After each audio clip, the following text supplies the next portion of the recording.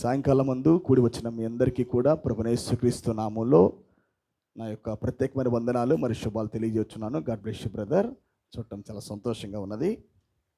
మరి కొద్ది లోపలికి రండమ్మా. బయట ఫ్రీగా ఉందా? ఓకే, లోపల ఖాళీ ఉంది. మీరు లోపల రావంటే లోపలికి వచ్చి కూర్చోవచ్చు. ఓకే, మనము ఆలస్యం చేయకుండా తిన్నగా మనం దేవుని వాక్యంలోకి వెళ్ళిపోదాం ప్రియులారా. అంత కలిసి బైబిల్ ఉన్న ప్రతి ఒక్కరూ హెబ్రీలకు రాసిన పత్రిక వెప్తెరపాలని కోరుతున్నాను. పిల్లలు సౌండ్ చేయకుండా చూసుకోండి.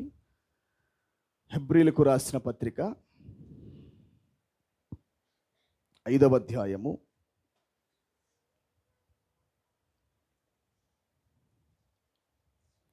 5వ అధ్యాయము 1వ వచనం నుండి మనం చదువుకుందాం. ప్రతి ప్రధాన యాజకుడును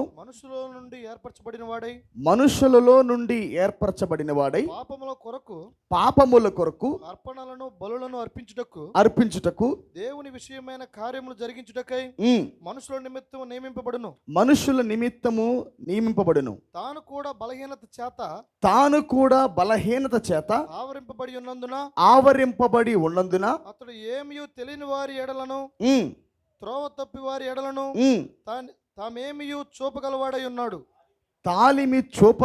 ఉన్నాడు. ఆ హేతువు చేత ప్రజల కొరకు ఎలాగూ అలాగే తన కొరకు పాపముల నిమిత్తం అర్పణ చేయవలసిన వాడై ఉన్నాడు. మరియు ఎవడును ఈ ఘనతగా తనకు తానే వహించుకొని కొనడు గాని అహరోను పిలువబడినట్లుగా దేవుని చేత పిలువబడిన వాడై ఈ ఘనత పొందును. అటువలే క్రీస్తు కూడా ప్రధాన యాజకుడగుటకు తన్ను తానే మహిమపరచుకొనలేదు గాని నీవు నా కుమారుడువు నేడు నిన్ను కనియున్నాను అని ఆయనతో చెప్పిన వాడే ఆయనను మహిమపరిచెను. ఆ ప్రకారమే నీవు మెల్కీసెదెకు యొక్క క్రమము చొప్పున నిరంతరము యాజకుడువై ఉన్నావు అని మరి ఒక చోట చెప్పుచున్నాడు. శరీరధారి అయి ఉన్న దినములలో మహారోదనముతోను కన్నీళ్లతోను మరణము నుండి రక్షింపగలవాని ప్రార్థనలో యాచనలను సమర్పించి భయభక్తులు కలిగి ఉన్నందున ఆయన అంగీకరింపబడెను. ఆయన కుమారుడై ఉండియు తాను పొందిన శ్రమల వలన విధేయతను నేర్చుకొనెను. మరియు ఆయన సంపూర్ణ సిద్ధి పొందిన వాడై మెల్కీసెదెకు యొక్క క్రమంలో చేరిన ప్రధాన యాజకుడని దేవుని చేత పిలువబడి తనకు విధేయులైన వారందరికీ నిత్య రక్షణకు కారకుడాయను. దేవుడి చిన్న మాటలు మన వినికిడిలో దీవించి ఆశీర్వదించును కాక దయచేసి కూర్చుందాం ప్రియులారా.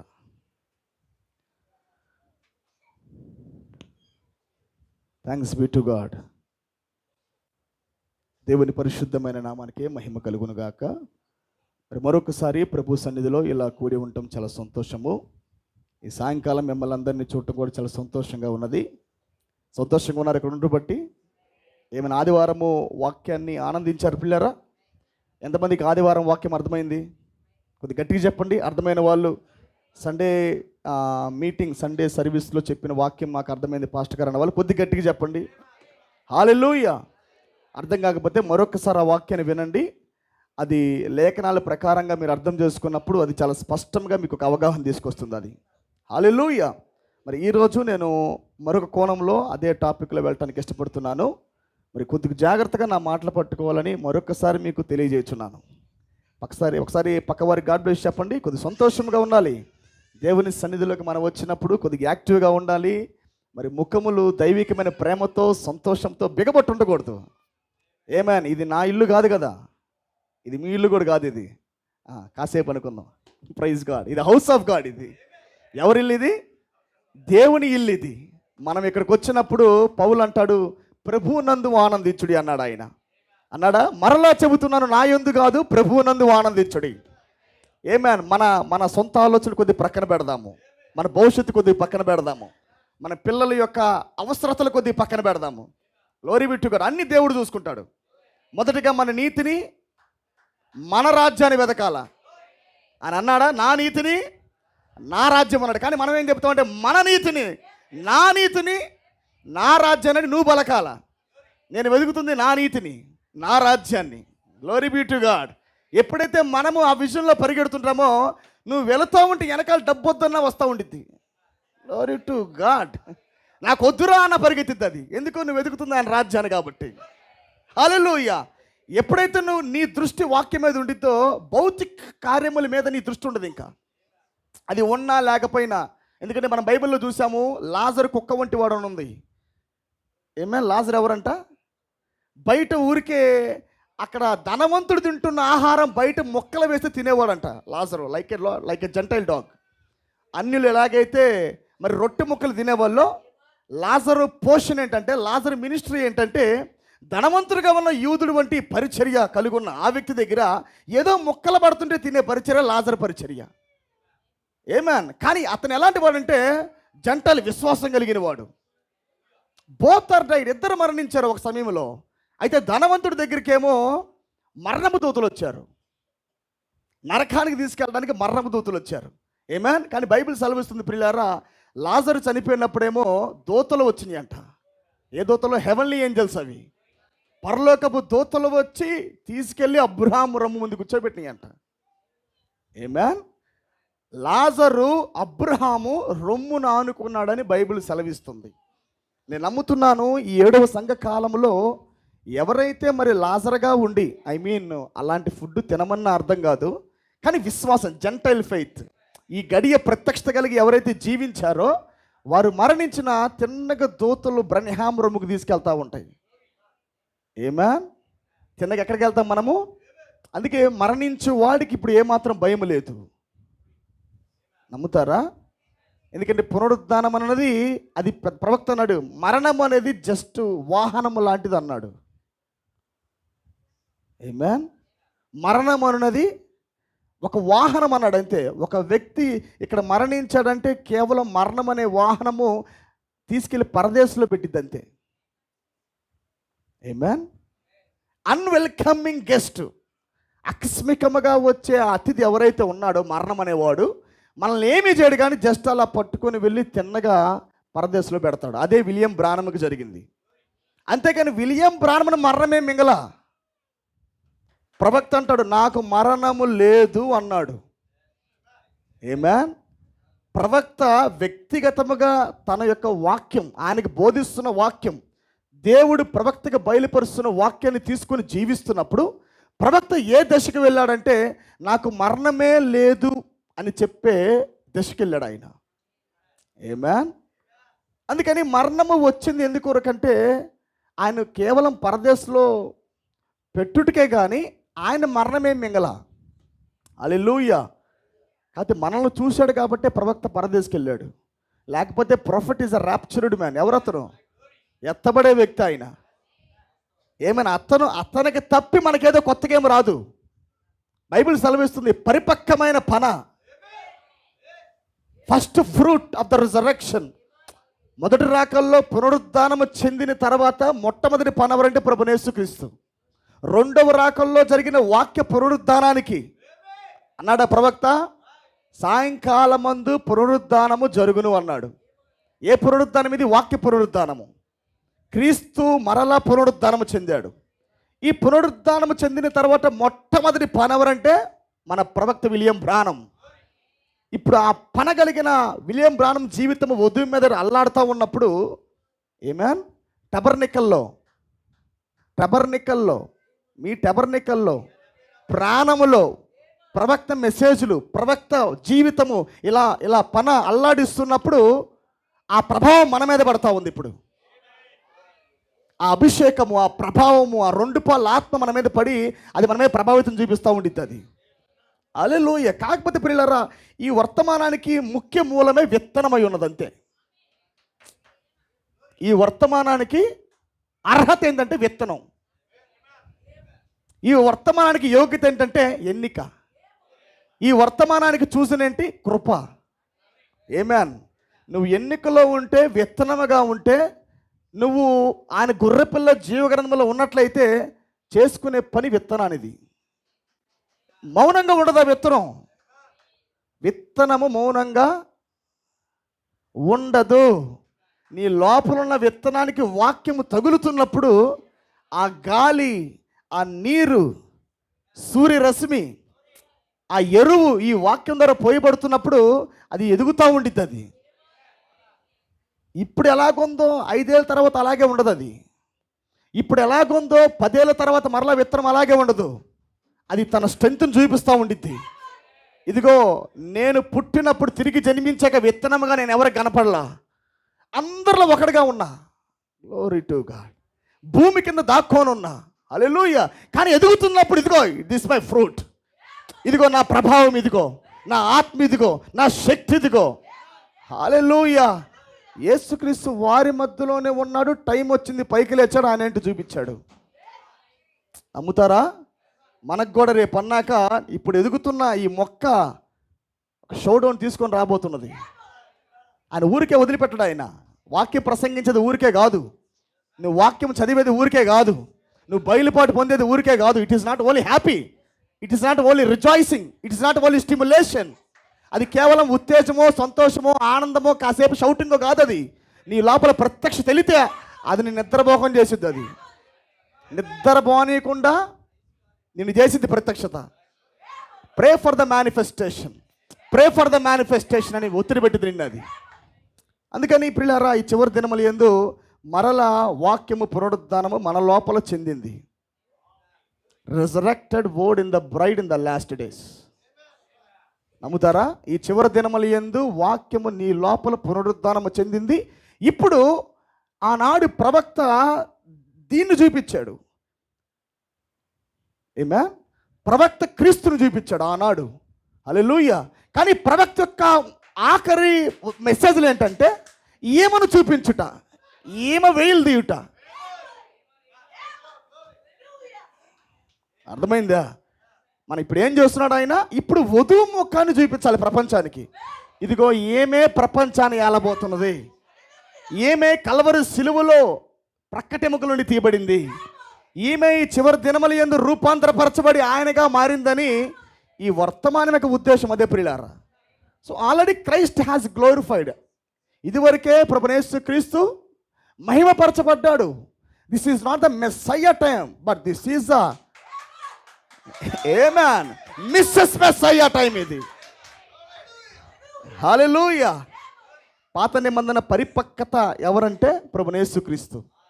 క్రొత్త నిబంధన యొక్క పరిపక్వత ఎవరంటే మనమై ఉన్నాం.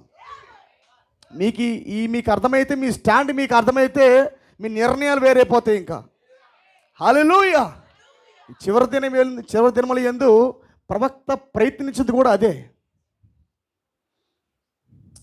ఏం ప్రయత్నించాడు ఆయన? వధువుకి తన స్థానంలో పెట్టుటకు ఆయన ప్రయత్నించాడు. అదే రోషము, అదే దప్పికతో ఆయనకి ఇస్తున్న దాన్ని జీవిస్తూ, సంఘానికి ప్రసంగిస్తూ, ఏమేన్ అటు ఇటు తన గురిని పోగొట్టుకోకుండా ఎలాగైనా వధువు ఈ స్వాస్థ్యం పొందాలని ఆయన ప్రయత్నపడ్డాడు ఆయన. ఆమేన్ అండ్ ఆమేన్. హల్లెలూయా. అందుకని పిల్లారా, ఈ చివరి దినముల యందు మనమే నేను చెప్పినట్టుగా శ్రీమతి మెల్కీసెదెక్ అయి ఉన్నాం. నమ్ముతారా? శ్రీమతి, నేను చెప్పాను, ప్రతి ముసుగుకు ఒక పరిచర్య ఉంది. ప్రతి ముసుగుకు ఒక పరిచర్య ఉంది. ఆయన మెల్కీసెదెక్గా వచ్చాడంటే ఒక పరిచర్య ఉంది. ఆ పరిచర్య రొట్టె ద్రాక్షారసాన్ని ఇచ్చే పరిచర్య, వాక్యాన్ని ఇచ్చే పరిచర్య. మెల్కీసెదెక్లో 2 భాగాలని చెప్పాను నేను. మెల్కీసెదెక్ అని ఆయన అన్యుడు కాదు, యూదుడు కాదు. ఆరంభములో అబ్రహాముని కలుసుకున్నప్పుడు మెల్కీసెదెక్ అన్యుడు కాదు, యూదుడు కాదు. ఆమేన్. అమ్మ నాన్న లేనివాడు. లీనేజ్ ఉందా? జీనియాలజీ ఉందా? ఆరిజిన్ ఏమైనా ఉందా? ఆమేన్. కానీ మనం ఇక్కడ చెప్పొచ్చు, ఈ లేవీడి యొక్క నాన్నగారు యాకోబుకు పుట్టిన లేవి అని మనం చెప్పొచ్చు. ఆమేన్. కానీ నీవు ఈయనకి చెప్పలేవు. ఈ మెల్కీసెదెక్కి, ఈ మెల్కీసెదెక్కి ఒకరిని నేను కన్నా, నేను పలానా అన్యుడని, నేను పలానా యూదునని ఆయన చెప్పడు ఆయన. ఏమైనా గమనించండి, ఎక్కడ ఈ యొక్క స్టోరీ ప్రారంభించబడిందంటే యూదులుగా మారిన తర్వాత ఆయన రాలా. మెల్కీసెదెక్ అనే పరిచర్య అనే ముసుగు అబ్రహాం అనే అన్యుణ్ణి కలిశాక వచ్చింది. కానీ అబ్రహాము తర్వాత యాకోబు పుట్టాక, యాకోబు పిల్లలు పుట్టాక, ఒక దేశముగా యూదులుగా మారినాక ఆ పరిచయం చేయలేదు ఆయన. ఆమేన్. ఈ పరిచయం అర్థం అవ్వాలంటే మొదటగా అక్కడ అర్థం అవ్వాలా? ఏమైనా ఆయనకి అమ్మ నాన్న లేరు, ఆయన యూదుడు కాదు, అన్యుడు కాదు, ఆయన ఒంటరిగా ఉన్న అమ్మ నాన్న లేనివాడు. హల్లెలూయా. ఈయన అబ్రహాముకి వాక్యం ఇవ్వటం ప్రారంభించాడు. మనం మాట్లాడుకున్నాము, రొట్టె ద్రాక్షరసం ఇచ్చిన తర్వాత ప్రధాన యాజకుడి పరిచర్య ఏంటంటే ప్రాతినిధ్యాన్ని వహించే పరిచర్య. ప్రధాన యాజకుడు పాపుల కొరకు ఒక గొర్రెని వధించి ఆ రక్తాన్ని పట్టుకొని గుడారంలోకి వెళ్తాడు. పాపం యొక్క ప్రాయచిత్తార్థపు నిమిత్తము ఆ వ్యక్తి లోపలికి వెళ్తాడు. ఇది మాత్రమే కాదు, మధ్యవర్తి స్థానం మాత్రమే కాదు ప్రధాన యాజకుడి పరిచర్య అంటే. దేవుడికి మనుషులకు మధ్య ఉన్న మధ్యవర్తి పరిచర్య మాత్రమే కాదు ప్రధాన యాజకుడి పరిచర్య అంటే. అతని పరిచర్య ఏంటంటే ఆ గుడారములోకి వెళ్ళి ప్రాతినిధ్యం వహించుట. కేవలం గొర్రె మాత్రమే వధించడం మాత్రం కాదు, కానీ సంవత్సరానికి ఒక్కసారి అతను షకీనా మహిమలోకి వెళ్ళి, కెరూబుల మధ్యలోకి వెళ్ళి, మందసమున స్థలములోకి వెళ్ళి ఈ పాపము కొరకు అక్కడ ప్రాయచిత్తార్థము నిమిత్తము ప్రాతినిధ్యం వహిస్తూ ఉంటాడు. అక్కడ ఇంటర్సెషన్ మినిస్ట్రీ. ఏమే అన్న, అందుకే ఈ మెల్కీసెదెకు ఎప్పుడైతే అబ్రహాముని కలుసుకున్నాడో, అబ్రహాము కూడా లోతు నిమిత్తం అక్కడ ఏం చేశాడు? ప్రాతినిధ్యాన్ని వహించాడు. అక్కడ వహించాడా? ప్రాతినిధ్యాన్ని వహించి అక్కడ ఎవరిది ఈ మినిస్ట్రీ? ఎవరిది? మెల్కీసెదెకుది. మెల్కీసెదెకు వేరు కాదు, ప్రధాన యాజకుడు వేరు కాదు. ఆయన చేసిన పరిచర్య అబ్రహాం లోపలికి వెళ్ళింది. ఇప్పుడు అబ్రహాం చేస్తున్నాడు పరిచర్య. ఎవరికి? ప్రధాన యాజకుడు. ఎవరు? మొదటిగా లేవీయుడు రావడానికి మునిపే మొదటిగా అబ్రహాం ఉన్నాడు ఆ పరిచర్యలో. అబ్రహాములో జూదా ఉన్నాడు, అబ్రహాములో లేవీయుడు ఉన్నాడు. ఉన్నాడా? అందుకే మీరు గమనించండి, అబ్రహామే పనిమాల ఇస్సాకును తీసుకొని కొండ మీదకి వెళ్తాడు. ప్రవక్త ఒక మాట అన్నాడు ఇక్కడ. ఆయన కొండ మీదకి ఎక్కుతున్నప్పుడు సాతాను వచ్చి పక్కన నిలబడి, నీవు శిష్యులతో ఏమన్నావు? నీ ఒక దాసుడితో మళ్ళీ వస్తానన్నావు. కానీ దేవుడేమన్నాడు? నిన్ను నీ కుమారుడని ఇస్సాకుని బలి అర్పించన్నాడు. కానీ నువ్వేమంటున్నావు? తిరిగి వస్తానంటున్నావు. లేఖనానికి ఇక్కడ పొంతం లేదే అని అన్నాడంట. ఏమన్ మనం అక్కడ గమనించినప్పుడు ప్రవక్త అన్నట్టుగా you can confuse the devil అంటాడు. ఎందుకు మనం దెయ్యాన్ని కన్ఫ్యూజ్ చేయగలమంటే, అక్కడ ఒక గొర్రె, ఒక పొట్టేలు సృష్టించబడిద్దని, ఇస్సాకుకు బదులుగా ద సబ్స్టిట్యూషన్ యానిమల్ ఒకటి అక్కడ పుట్టబోతుందని, ఆయన యెహోవా జైరేగా సృష్టించబోతున్నాడని, మరలా తిరిగి నేను ఇస్సాకుని తీసుకొని వస్తానని. ఇదంతా ఎక్కడుంది? In the vision of Abraham. Abraham లోపల విజన్ ఉంది, but it has a process. ఆ విజన్ మేనిఫెస్ట్ అవడానికి కొంత టైం ఉంది, కానీ జరగడం మాత్రం అబ్సల్యూట్ అంతే. Glory be to God. ఏమి జరగబోతుందో అన్న విజన్ మాత్రం అబ్రహాంలోనే ఉంది. దాంట్లో మాత్రం రవ్వంత కూడా సందేహం లేదు. కానీ ఈ విజన్ ఏంటో ఆ సాతానికి తెలియదు, కిందన్న ప్రజలకు తెలియదు. హల్లెలూయా. అరే, కాలంలో ఈ యొక్క దర్శనము మేనిఫెస్ట్ అవ్వటానికి కొంత టైం పడుతుంది. కాలంలో ఈ యొక్క దర్శనం మేనిఫెస్ట్ అవటానికి కొంత టైం పడుతుంది, కానీ జరగడం మాత్రం అబ్సల్యూట్ అంతే. అందుకే ప్రవక్త అన్నాడు, నీవుగా నీ విజన్ పట్టుకున్నప్పుడు, నీకు నీ జీవితం గూర్చిన వ్యక్తిగత బయలుపాటు కలిగినప్పుడు, వాడి పక్కన నిలబడి ఇది కాదు, అది కాదు, ఇది కాదు, అది కాదంటే, ఇన్ మై విజన్ అని అన్నాడు. ఒక మాట ప్రవక్త అంటాడు, మైకేల్ ఏంజెల్ అక్కడ నిలబడినప్పుడు అంట, అనేక రాళ్ళను చూసి మైకేల్ ఏంజెల్ అన్నాడంట, దేర్ ఈజ్ ఎ మోజెస్ అన్నాడంట. ప్రవక్త అంటాడు, మాస్టర్ పీస్ అనే వర్తమానంలో అంటాడు, మహోన్నతమైన దాంట్లో అంటాడు, మైకేల్ ఏంజెల్ అక్కడ నిలబడి రాళ్ళను చూసి దేర్ ఈజ్ మోజెస్ అన్నాడంట. పక్కన వారుండి వేర్ ఈజ్ మోజెస్ అన్నారంట. ఆ వ్యక్తిని దేర్ ఈజ్ మోజెస్ అన్నాడంట. ఎక్కడ ఏ రాయి అని వాళ్ళు రాళ్ళు ఏరుకుంటున్నారంట. కానీ ఆ వ్యక్తి అన్నాడంట, ఆ రాయిలో మోజెస్ ఉన్నాడు అన్నాడంట. అక్కడ దరిదాపుకి 20 రాళ్ళు దాకా ఉన్నాయి. ఆ పక్కన ఉండే వాళ్ళు వెళ్ళి రాళ్ళు ఏరుకొని ఎక్కడున్నాడు అంటే ఎక్కడ కూడా మోజెస్ లేడంట. ఏమేన్ ఇప్పుడు ఆ వ్యక్తి వెళ్ళి మాస్టర్ పీస్ అయిన మైకేల్ ఏంజెల్ అక్కడ నిలబడి ఇదిగో దేర్ ఈజ్ మోజెస్ అన్నాడంట. ఆ రాయేమో ప్లెయిన్గా ఉందంట. Glory to God. ఆ రాయేమో ప్లెయిన్గా ఉందంట. కానీ ఈయనేమంటున్నాడు masterpiece, there is Moses upon the stone అన్నాడంట. పక్కనున్న డెవిల్ కన్ఫ్యూజ్ అయిపోతుంది. అసలు రాయేమో సాధారణంగా ఉంది, నువ్వేమో మోజెస్ అక్కడ ఉన్నాడు అంటున్నావు. హౌ ఇట్ ఈస్ పాసిబుల్, ఎలా సాధ్యం ఇది? అప్పుడు అన్నాడంట, వెయిట్ సమ్ మోర్ టైం, కొద్దిగా నువ్వు ఆగని చెప్పాడంట. అర్థమైందా నా మాట మీకు? ఆ రాయి తీసుకొని మరి పట్టుకొని ఒక పరికరం తీసుకొని దాన్ని కొడుతున్నప్పుడు నిదానంగా హెయిర్ బయటకు వచ్చిందంట. ఏంటి జుట్టేగా ఇది, సంథింగ్ ఇట్స్ లైక్ హెయిర్ అన్నాడంట. నో ఇట్స్ అ మోజెస్ అన్నాడంట. Glory to God. అంటే వధువు కొద్ది కొద్దిగా చెక్కబడుతుంటే ఆయన మైండ్లో ఏమో మెచ్యూరిటీ ప్రైడ్ ఉంది. నా వధువు మోసపోదు అని ఎప్పుడన్నాడు తెలుసా? ఫస్ట్ చర్చేజ్లో అన్నాడు ఆయన. వాడు పడేసి నువ్వేమన్నావు వధువు మోసపోదు అన్న. అదిగో మోసపోయింది. అరే పిచ్చోడా, నువ్వు చూస్తుంది ఇది. బట్ ఇన్ మై విజన్, నా దర్శనములో మోసపోనే వధువు ఒకటి ఉన్నది. హల్లెలూయా. నిదానంగా అలా ముక్కు, అలా చెవు, అలా కన్ను అలా చెక్కుకుంటా వస్తూ ఉంటే వాళ్ళు చూస్తుండగానే నిదానంగా మోసే ముఖం చెక్కబడతా ఉన్నదంట. ప్రవక్త అంటాడు అది మొత్తం చేసినప్పటికీ బట్ మోసెస్ డిడెంట్ మూవ్, కదట్లేదంట అక్కడ, మాట్లాడలేదంట అక్కడ. ఏమన్ కానీ ప్రవక్త అంటాడు ఈ మైకేల్ ఏంజెల్ చెక్కిన మోసెస్ కదలలేదు కానీ నిజమైన మాస్టర్ పీస్ అని మన దేవుడు చెక్కినప్పుడు మాత్రము ఆ విజన్ మేనిఫెస్ట్ అవుతున్నప్పుడు, గ్లోరీ ఆ దర్శనం నెరవేర్పులోకి వస్తున్నప్పుడు, ఇదిగో నా వధువు అనగా అదే కార్యాలతో వస్తుందంట. అదే శక్తి, అదే ప్రభావముతో, అదే వాక్యముతో. హల్లెలూయా. ఎవరిది ఇది? ప్రవక్త విజన్ అయినా మోసపోయిద్దేమో కానీ this is not the profit vision, but this is God all mighty vision. ఎవరి దర్శనం ఇది? దేవుని దర్శనం ఇది. హల్లెలూయా. ఎందుకు ప్రత్యేకంగా పద్మాసు విజన్ ఏంటి? గమనించండి, అందరు రాసింది వేరు.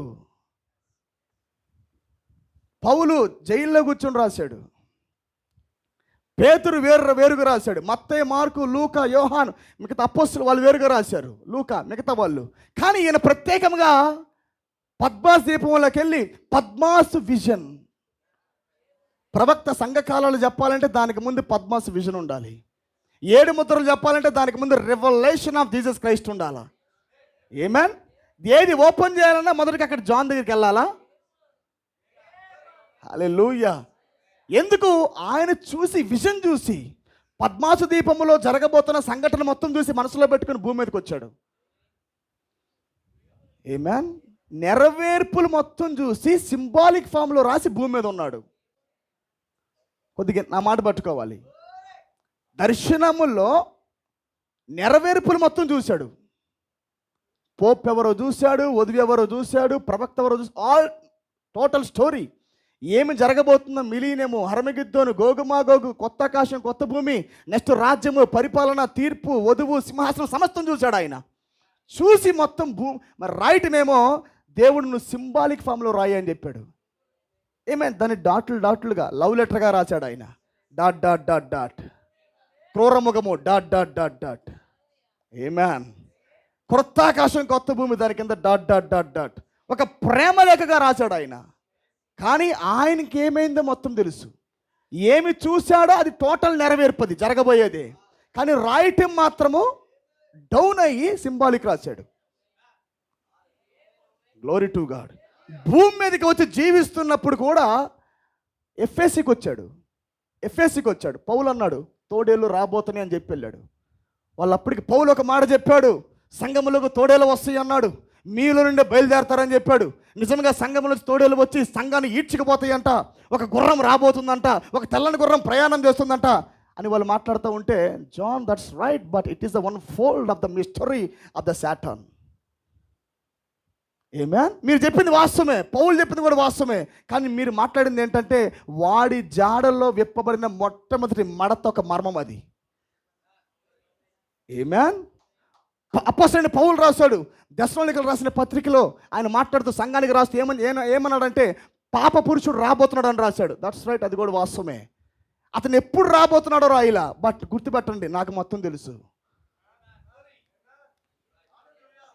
Glory to God. ఇప్పుడు దర్శనము కలిగి భూమి మీదకి వచ్చి జీవిస్తున్నప్పుడు ఏమంటాడు సాతాను వచ్చినా, ఎప్పుడు నేను చనిపోతానో నాకు తెలుసు.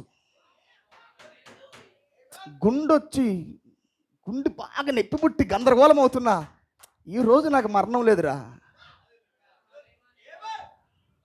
వాడు తలకాయని బేవచ్చంగా నరాలు వద్దుతున్నా, నాకు మరణం లేదు. జాన్ ఎప్పుడు మరణిస్తున్నాడో జాన్కు తెలుసు. ఎప్పుడు భూమిని వదిలిపెట్టి వెళ్ళబోతున్నాడో యోహానుకు తెలుసు. That's the vision of braid. ఎప్పుడు ఎత్తబాటు జరగబోతుందో that is the revolution of the rapture అని ప్రవక్త అన్నాడు. అర్థమైందా నా మాట మీకు? ఏమి జరగబోతుందో ప్రవక్త అందుకే అంటాడు, యాక్సిడెంట్ జరగబోతుంది అని ప్రవక్త ఎరిగి కూడా దాంట్లో భాగమవటం అనేది it is not the normal matter my brother. ఆయనకు తెలుసు యాక్సిడెంట్ అవబోతున్నదని. నన్ను మరణం ఆపలేదని చెప్పాడు ఆయన. చెప్పాడా? నాకు మరణం లేదని చెప్పేశాడు. ఇలాంటి ప్రవక్త దేవుడు బలవంతంగా నన్ను అప్పగిస్తే తప్ప నాకు మరణం లేదని చెప్పిన ప్రవక్తకి దేవుడు దర్శనంలో చూపించినప్పుడు, అతను మరణించేది చూపించినప్పుడు కూడా ప్రవక్త దాన్ని అంగీకరించాడు. అందుకే ఆయన అంటాడు, చాలామంది వివేచన కోరుకుంటారు కానీ వివేచన కానీ మీకు ఇస్తే మీరు నిలబడలేరని చెప్పాడు. ఒక సహోదరి వచ్చిందనుకో ఉదాహరణకి, ఆ సహోదరి వచ్చి ఇక్కడ నిలబడింది హీలింగ్ కొరకు. దానికి 2 నిమిషాల ముందే ప్రార్థనకు రావడానికి మునుపు వేరే పురుషుడితో లైంగిక కార్యం చేసి వచ్చింది. అట్ ద ఆల్టర్ బలిపీఠం దగ్గరికి ప్రార్థన వరుసలోకి ఒక పరిశుద్ధురాలుగా ప్రార్థన కొరకు వచ్చింది. కానీ 2 minutes back before the meeting రావడానికి మునుపు ఆమె ఎక్కడున్నది? ఆఫీస్లో వేరే పురుషుడితో లైంగిక కార్యం జరిగిస్తూ ఉన్నది. ఆమె ప్రవక్త విషయంలో ప్రార్థన చేయడానికి మునుపు ఆమె జీవితం బట్టబయలైంది. అక్కడ ప్రవక్త దర్శనం చూశాడు.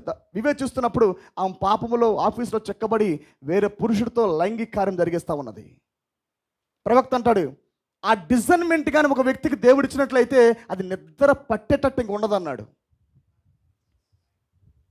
ఏమేన్ అర్థమైందా మీకు? అంత భయంకరమైంది అది. ఒక మనిషి ఏమవుతున్నాడో తెలుసు, ఎలా రేపన్నాక ఏం జరుగుతుందో తెలుసు. ఈ మొత్తం బట్టబయలు అవుతున్నప్పుడు కానీ నువ్వేమి చేయకూడదు నేను చెప్పేదాకా. రేపు ఒక వ్యక్తి మరణిస్తున్నాడు కానీ నువ్వు ప్రార్థన చేస్తే ఆ వ్యక్తి జీవిస్తాడు, కానీ నేను నీకు చెప్పను, నేను చెప్పేదాకా నువ్వు వెళ్ళకూడదు అంటాడు. ఈవెంట్స్కి వస్తారు, పాము గరిసిద్ది, ఏమి జరగబోతుందో ప్రవక్తకు తెలుసు. బట్ అక్కడి నుంచి ఆర్డర్ వచ్చేదాకా ప్రవక్త ప్రార్థన చేయకూడదు. పైనుంచి ఆర్డర్ వచ్చి ఆ బ్రదర్ కొరకు నువ్వు ప్రార్థన చేయి అని చెప్పేదాకా ప్రవక్త ప్రార్థన చేయకూడదు. హల్లెలూయా. ఆ పాము కాటికి గురయ్యి ఆ వ్యక్తి అల్లాడిపోతున్నప్పుడు కూడా ప్రవక్త చూస్తూనే ఉన్నాడు. Oh brother, rattlesnake, it's a dangerous snake, అది నిన్ను కరిచింది, అది నిన్ను బైట్ చేసింది అని చెప్పి అంటూ ఉంటాడు. ఓకే, కమిషన్ వచ్చింది, come on I want pray to you, నేను ప్రార్థన చేస్తారా అన్నాడు. ఏమేన్ అక్కడ ప్రార్థన చేస్తున్నప్పుడు ఆ పాము కాటుకు గురైన ఈవాన్స్ యొక్క విషయం విరిగిపోతూ ఉంది. హల్లెలూయా. చూడండి, దర్శనము లోపల కలిగి ఉండి ఈ భూమి మీద జీవించడం అనేది చాలా అంటే చాలా కష్టం ప్రియులారా. కానీ ప్రవక్త అంటాడు, ఆ దర్శనము నువ్వు చూసిన తర్వాత, నీ ప్రత్యక్షత నువ్వు చూసిన తర్వాత కూడా ఏమి జరగబోతుందో నువ్వు ఎరిగినప్పుడు కూడా నువ్వు మౌనంగా ఉండాలన్నాడు, దాన్ని అంగీకరించాలన్నాడు ఆయన. ఏమేన్ రేపేం జరగబోతుందో నీ ఇంటిలో నీకు తెలిసినప్పుడు జరిగినా కానీ నువ్వు దాన్ని ఏమనాలా? ఏంటి ప్రభు నా జీవితంలో ఇచ్చేసావు అనకూడదు. నీకు తెలిసినా నువ్వు మౌనంగా ఉండాలి, తప్పదు. ఇట్స్ గాడ్స్ విల్, దేవుడు చిత్తం అది. కానీ నీకు బయలుపరిచాడు ఆయన. బయలుపరిచిన తర్వాత అది జరిగినా కానీ నువ్వు మౌనంగా స్వీకరించాలా. ఓ ప్రభు నీ చిత్తమైనట్లయితే ఆమేన్, దానికి ఆమేన్ ప్రభు అని మనం అంగీకరించాలి పిల్లారా. సో ఇవి చివరి కాలమందు ఇప్పుడు ఈ వర్తమానాలు ఏంటంటే this is a vision of God. ఏమి జరుగుతుందో ఏమి జరగబోతుందో నీ వ్యక్తిగతమైన నీ దర్శనం నీకు ఉండాలా. ఆమేన్. యువర్ ఓన్ రివలేషన్, నీకేమి జరగబోతుందో, ఎక్కడికి వెళుతున్నావు అన్న ప్రత్యక్షత నీకు ఖచ్చితంగా ఉండి తీరాలి. అప్పుడు ఏది వచ్చినా సరే నన్ను ఏది హాని చేయదు. ఆమేన్.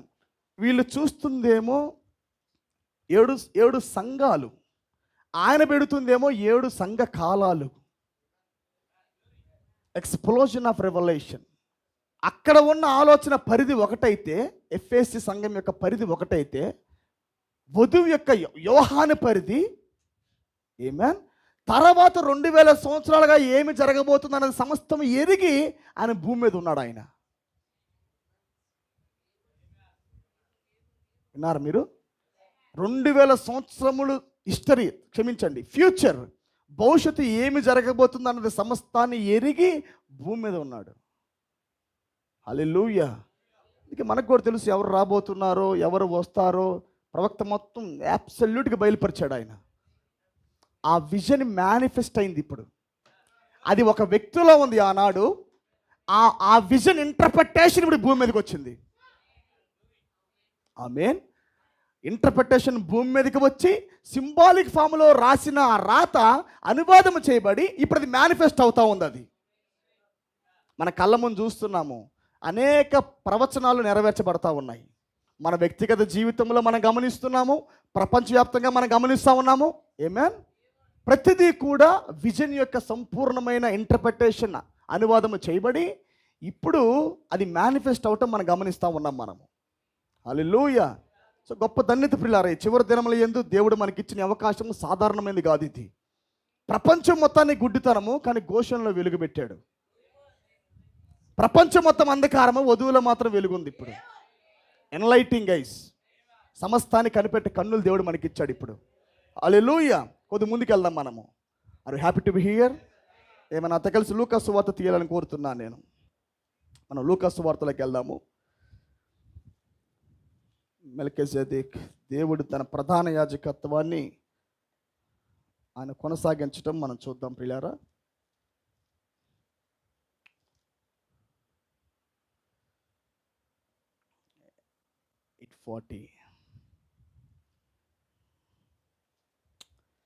లూకాసు వార్త 10వ అధ్యాయము.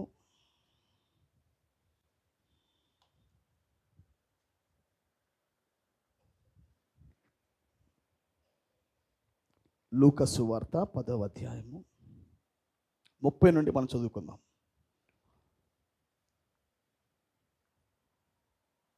అందుకు యేసు ఇట్లనెను, ఒక మనుష్యుడు యెరూషలేము నుండి యెరికో పట్టణముకు దిగి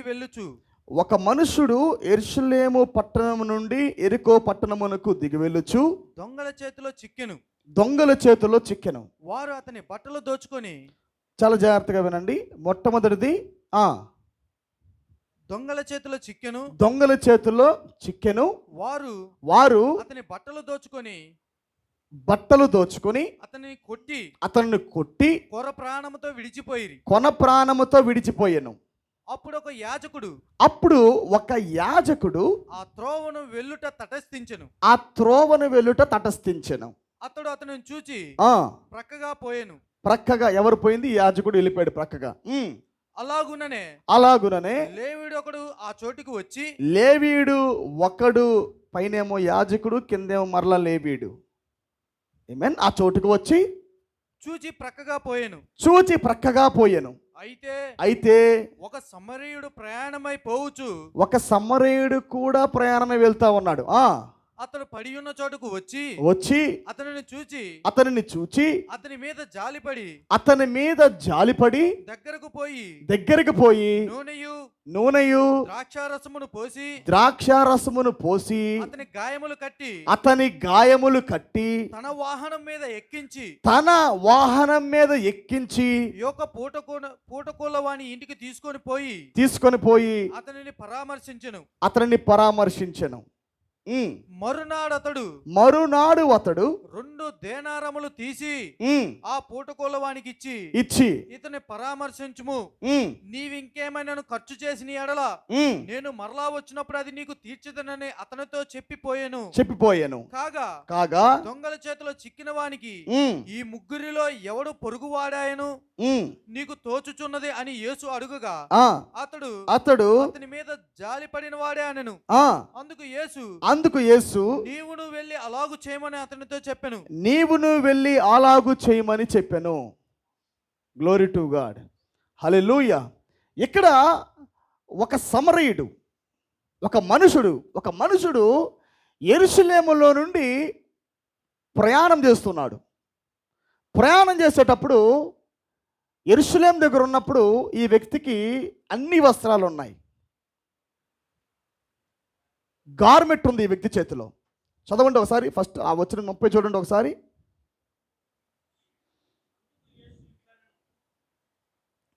యేసు ఇట్లనెను, వారు అతని బట్టలు దోచుకుని. ఆమేన్. అంటే ఆ వ్యక్తి మొదటగా దేంతో ఉన్నాడు? యెరూషలేం దగ్గర ఉన్నప్పుడు గార్మెంట్స్తో ఉన్నాడు, బట్టలతో ఉన్నాడు అతడు. హల్లెలూయా. దీనికి ప్రధాన యాజకత్వానికి లింక్ ఉందని నేను మాట్లాడుతున్నాను ఈ సబ్జెక్ట్ నేను. ఆమేన్. ఎందుకంటే ప్రియులారా, మన ప్రధాన యాజకుడు ఎవరంటే మన యొక్క బలహీనతలను ఎరిగినవాడు, మనతో పాటు మన వంటి దేహాన్ని ధరించి మనలాంటి మరి పాపము చేత శోధించబడి మనం పడుతున్న శ్రమలలో ఆయన కూడా పాలిభాగస్తుడయ్యి ఇప్పుడు మనం చెబుతున్న ఫీలింగ్ని ఆయన అర్థం చేసుకోగలడు. ఆయన మీరు ప్రార్థన చేసినా మొరపెట్టినా నువ్వు ఏ కండిషన్లో ఉన్నావో ఆ కండిషన్ని ఆయన ఎరగగలడు. కానీ ఆ ప్రధాన యాజకుడు అలాంటి వాడు కాదు. లేవి, అబ్రహాం, యాకోబుకు పుట్టిన లేవి అలాంటి వాడు, మనుషుల యొక్క పాలిభాగస్తుడు, మనుషులలో ఉండి పాలిభాగస్తు అయినవాడు కాదు. ప్రతి ఫీలింగ్ని అర్థం చేసుకునేది ఆ వ్యక్తికి లేదు ప్రియులారా. హల్లెలూయా. కానీ ఎవ్రీ ఫీలింగ్ నువ్వు ఏది చెప్పినా అర్థం చేసుకునే అనుభవముని ఆల్రెడీ ప్రధాన యాజకుడు ఆయన పొందాడు. మన ప్రభువైన యేసుక్రీస్తు అనే ప్రధాన యాజకుడు ఆయన పొందాడు మన కొరకు ఆయన. హల్లెలూయా. ప్రవక్త అంటాడు వితౌట్ ఫీలింగ్. ఒకసారి మరి స్టాండింగ్ ఇన్ ద గ్యాప్ అనే వర్తమానంలో ప్రవక్త అంటాడు, ఖాళీలో నిలబడుట అనే వర్తమానంలో ప్రవక్త మాట్లాడుతూ అంటాడు, ఆయన సంఘము చూస్తున్నప్పుడు ఆ సంఘము చెబుతున్న వాక్యాన్ని గ్రహించని స్థితిలోకి సంఘం వెళ్ళిపోయినప్పుడు, ఆయన ప్రకటిస్తున్న వాక్యాన్ని తీసుకొని స్థాయిలోకి సంఘం వెళ్ళిపోయినప్పుడు, ఏంటి ప్రభువా రిక్కిటస్ అని తిడతాడు ఆయన. ఈ రిక్కెటస్ వీళ్ళు వాక్యాన్ని తీసుకోరు. ఆ సెకండ్ ఇంటర్వెల్ పోర్షన్కి వచ్చేసరికి వాళ్ళు పాటల్లో బాగున్నారు, ఆరాధనలో బాగుంటున్నారు, కానీ వాక్యం చెప్పే సమయానికి, నిజమైన వాక్యం బలిపీఠం దగ్గర నుంచి వచ్చే సమయానికి వాళ్ళు అక్కడ ఉండటం లేదు, వాళ్ళు నిద్రపోతున్నారు, వాళ్ళు వెళ్ళిపోతున్నారు ప్రభు అని ప్రవక్త బాగా బాధపడి సంఘం మీద కోప్పడి తిడతా ఉంటాడు. ఆయన తిట్టి, నేను ఇంకా ప్రభువా నేను యోహాన్ లాగుంటా, ఇంకా బాప్తిస్మిచ్చి యోహాన్ ఎలాగైతే అరణ్యంలో నుంచి వచ్చి యెహోవా ఈలాగు సెలవిస్తున్నాడనే మాట పలికేవాడో, లేదా ఇతర ప్రవక్తలు ఎలాగైతే వచ్చి ఆ మాట పలికి మళ్ళీ అరణ్యంలోకి వెళ్ళిపోయే వాళ్ళు, నేను కూడా ఏలియా వలె ఉంటా ప్రభువా అని మాట్లాడుతూ ఉండేవాడు. అయితే దేవుడు వచ్చి ప్రవక్త అంటాడు, you must know there feelings అన్నాడు. ఆమేన్. ప్రవక్త అప్పుడు అంటాడు, ఎందుకు ప్రధాన యాజకుడు మన మధ్యలోకి వచ్చి ఆయన అనుభూతి చెందాడంటే, ఆయన మోషేను పోలుస్తాడు. మరలా వెళ్ళి మోషే ఒకసారి అలాగే జనుల మీద కోప్పడినప్పుడు దేవుడు వచ్చి ఆ ప్రజల యొక్క ఆ ఫీలింగ్స్ని భరించమని చెబుతాడు. ఆమేన్. హల్లెలూయా. అంటే వితౌట్ ఫీలింగ్, వితౌట్ ఫీలింగ్ అక్కడ ఏది పనిచేయదు. ఇంకా అర్థమైంది నా మాట? మీకు కొద్ది క్లారిటీ చెప్తా నేను. ఆమేన్.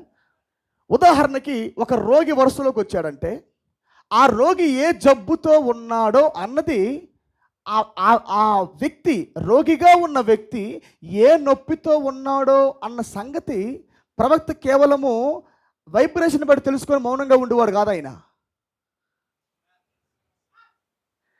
వరుసలోకి వచ్చినప్పుడు చేయి పెట్టి నీకు క్యాన్సర్ ఉంది అని చెప్పి జస్ట్ ఊరికే నీకు క్యాన్సర్ వచ్చిందని చెప్పేవాడు కాదు ఆయన. మీరు కావాలంటే అలెను, టిఎల్ ఆస్బను, ఓరల్ రాబర్ట్స్ హీలింగ్స్ మీరు గమనించండి. వాళ్ళు ఇలా చేయి పెడతారు, జస్ట్ అట్లా ఇలా పెట్టి in the name of Jesus go devil, in the name of Jesus go cancer devil అంటారు. ఇటని ఆ కణితులు ఏదైతే ఉన్నవి క్యాన్సర్ గడ్డల్ని ఇట్లా లాగి వాళ్ళు ఇదిగో క్యాన్సర్ అని అంటారు. ఇలా క్యాన్సర్ కణితి గడ్డలు ఇట్లా లాగి పబ్లిక్ ముందు ఇలా చూపిస్తారు, ఇదిగో క్యాన్సర్ గడ్డలని, గో డెవిల్ అని పంపించేస్తారు అక్కడి నుంచి వాళ్ళు. కానీ ప్రవక్తకి ఏంటి తెలుసా, నువ్వు యథార్థంగా ఉంటే క్యాన్సర్ పోయిద్ది అంటాడు. గమనించండి, వాళ్ళు క్యాన్సర్ వెళ్ళగొట్టే వాళ్ళే, ఈయన క్యాన్సర్ వెళ్ళగొట్టే ఆయనే. అర్థమైందా? ప్రవక్త మాత్రమే క్యాన్సర్ వెళ్ళగొట్టడం కాదు, వాళ్ళు కూడా క్యాన్సర్ వెళ్ళగొడుతున్నారు. ఇంకా ప్రవక్త కన్నా తక్కువ టైంలోనే. ప్రవక్త వెళ్ళగొట్టడానికి చాలా టైం పట్టేది, కానీ ఓరల్ రాబర్ట్స్, క్షమించండి, టిఎల్ ఆస్మాన్ ఓరల్ రాబర్ట్స్ ఏలను జస్ట్ 2 సెకండ్స్లోనే in the name of Jesus go devil అంటారు. వెంటనే ఆ దయ్యం వెళ్ళిపోయేది అక్కడి నుంచి. అది చూడటానికి నిజంగానే అది హీలింగే, అది చూడటానికి అది రియాలిటీగానే హీలింగ్ అది. కానీ ఈ వ్యక్తిలో జరుగుతున్న మార్పు ఏంటంటే, దేవుడు చెప్పిన విషయం ఏంటంటే, విలియం బ్రానమ్, బిల్లీ నువ్వు యథార్థంగా ఉంటే నీ ముందు క్యాన్సరు నిలబడదు అన్నాడు. అంటే ఎలా చెక్కుతున్నాడేనా, your submission and healing. Your submission gives the revelation, your submission gives the manifestation, your submission gives the power of God. నీ యథార్థత శక్తిని ఇస్తుంది. నీ సంపూర్ణత, నీ యథార్థత ముందు క్యాన్సర్ నిలబడలేదు. 2 డిఫరెంట్. ఒకే కాలములో దేవుడు పని చేస్తున్నాడు, ఒకే హీలింగ్స్, కానీ ఒక మనిషిని దేవుడిగా చేస్తున్నాడు. వాక్యము పనిచేస్తూ యథార్థంగా ఉండనిస్తూ ఆయనలాగా ప్రవక్తను మారుస్తూ ఉన్నాడు ఒక పక్క. ఇటు పక్క వీళ్ళ చేత కేవలం ప్రపంచానికి సువార్త వెళ్ళాలని నిమిత్తముతో వీళ్ళని వాడుకుంటూ ఉన్నాడు ఆయన. ఎందుకంటే రేపన్నాక 5 మినిట్స్ రాబోతుంది, వధువు రాబోతుంది. వీళ్ళు ప్రపంచమంతా సువార్త ప్రకటించాలి, వీళ్ళు హీలింగ్స్ చేసుకుంటూ. ఆమేన్. ఆ తర్వాత వీరిలో నుంచి మరలా దేవుడు పట్టుకోవడం ప్రారంభిస్తాడు. ఆమేన్. హీలింగ్లు చేస్తూ వాళ్ళు గుడ్డితనం కలుగు చేశారని ప్రవక్త అంటాడు. హీలింగ్లు జరిగిస్తూ, అద్భుతాలు జరిగిస్తూ, క్యాన్సర్లు వెళ్ళగొడుతూ, అనేక అద్భుత కార్యాలు జరిగించి వాళ్ళు ఏం చేస్తారు, ప్రజలకి గుడ్డితనాన్ని కలుగు చేశారు. So every healing is not the fruitful my brother. హీలింగ్లు జరిగినంత మాత్రాన అది 3వ ఈడ్పు అని కాదు. ఆమేన్. 3వ ఈడ్పు అనేది, హీలింగ్ అనేది జరగడానికి మునుపు దానికి ముందు థ్రాట్ఫుల్ వర్డ్ అనేది ఉంది. ప్రవక్త అన్నాడు 3వ ఈడ్పులో మొట్టమొదటి భాగమే వాక్యం తెరవబడుట అన్నాడు.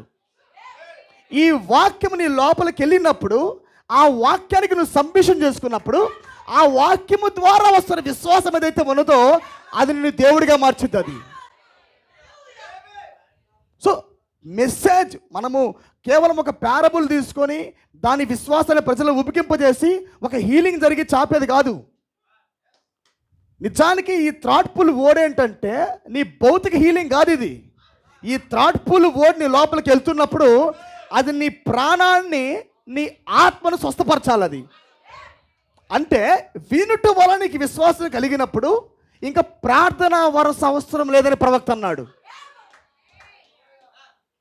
వాక్యం నీ లోపలికి వెళ్ళినప్పుడు అది నీకు విశ్వాసాన్ని ఇచ్చింది. ఆ విశ్వాసం ద్వారా నీవుగా దయ్యాన్ని వెళ్ళగొట్టుకునే శక్తి నువ్వు కలిగి ఉంటావు. That is the fruitful. అందుకే టెంట్ విజన్ ప్రవక్తకు వచ్చినప్పుడు కూడా, గుడారపు దర్శనం ప్రవక్తకు వచ్చినప్పుడు కూడా, అది ఏ దర్శనం అంటే ఆయనే ఆ గుడారము. ఎవరది?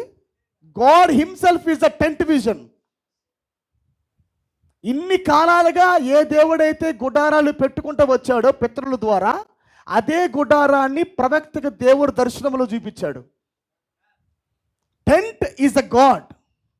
ఆయన ఎక్కడున్నాడో ప్రవక్తకు చూపిస్తున్నాడు. I am in the inner veil behind the pulpit. ఈ గుడారములో నాకు 3 ఛాంబర్లు ఉన్నాయి. మనుషులందరూ కూర్చున్న ఛాంబర్ ఒకటి ఉంది. ఆమేన్. అక్కడ నుంచి కేవలం ముఖ్యులు మాత్రమే కూర్చున్న ఛాంబర్ ఒకటి ఉంది. ఫ్రంట్ 3-4 చైర్స్ మనం వేస్తాం, గెస్టులకి వేస్తామా? పాస్టర్లకు కానీ గెస్టులు కానీ కొంతమంది అతిథులకు మనము ఏ మీటింగ్ పెట్టినా, ఏ ఫంక్షన్ హాల్ పెట్టినా, ఏది పెట్టినా మనం ముందు ఒక 4 వరుసలు గెస్టులకు వేస్తాం. అది 2వ తెర. అది ఆమేన్. కానీ దేవుడిలో ఉన్న ఆఖరి భాగం ఏంటంటే బలిపీఠ వెనకాల ప్రాణములో ఇన్నర్ వెయిల్లో లోపలి తెరలో ఆయన ఉండుట.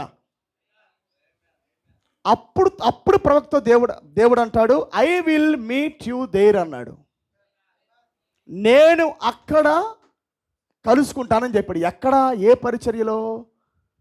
ప్రాణములో అభిషేకించబడుతున్న మూడో ఈడ్పు పరిచర్యలో నేను కలుసుకుంటానని ప్రవక్తకు దేవుడు దర్శనమిచ్చాడు.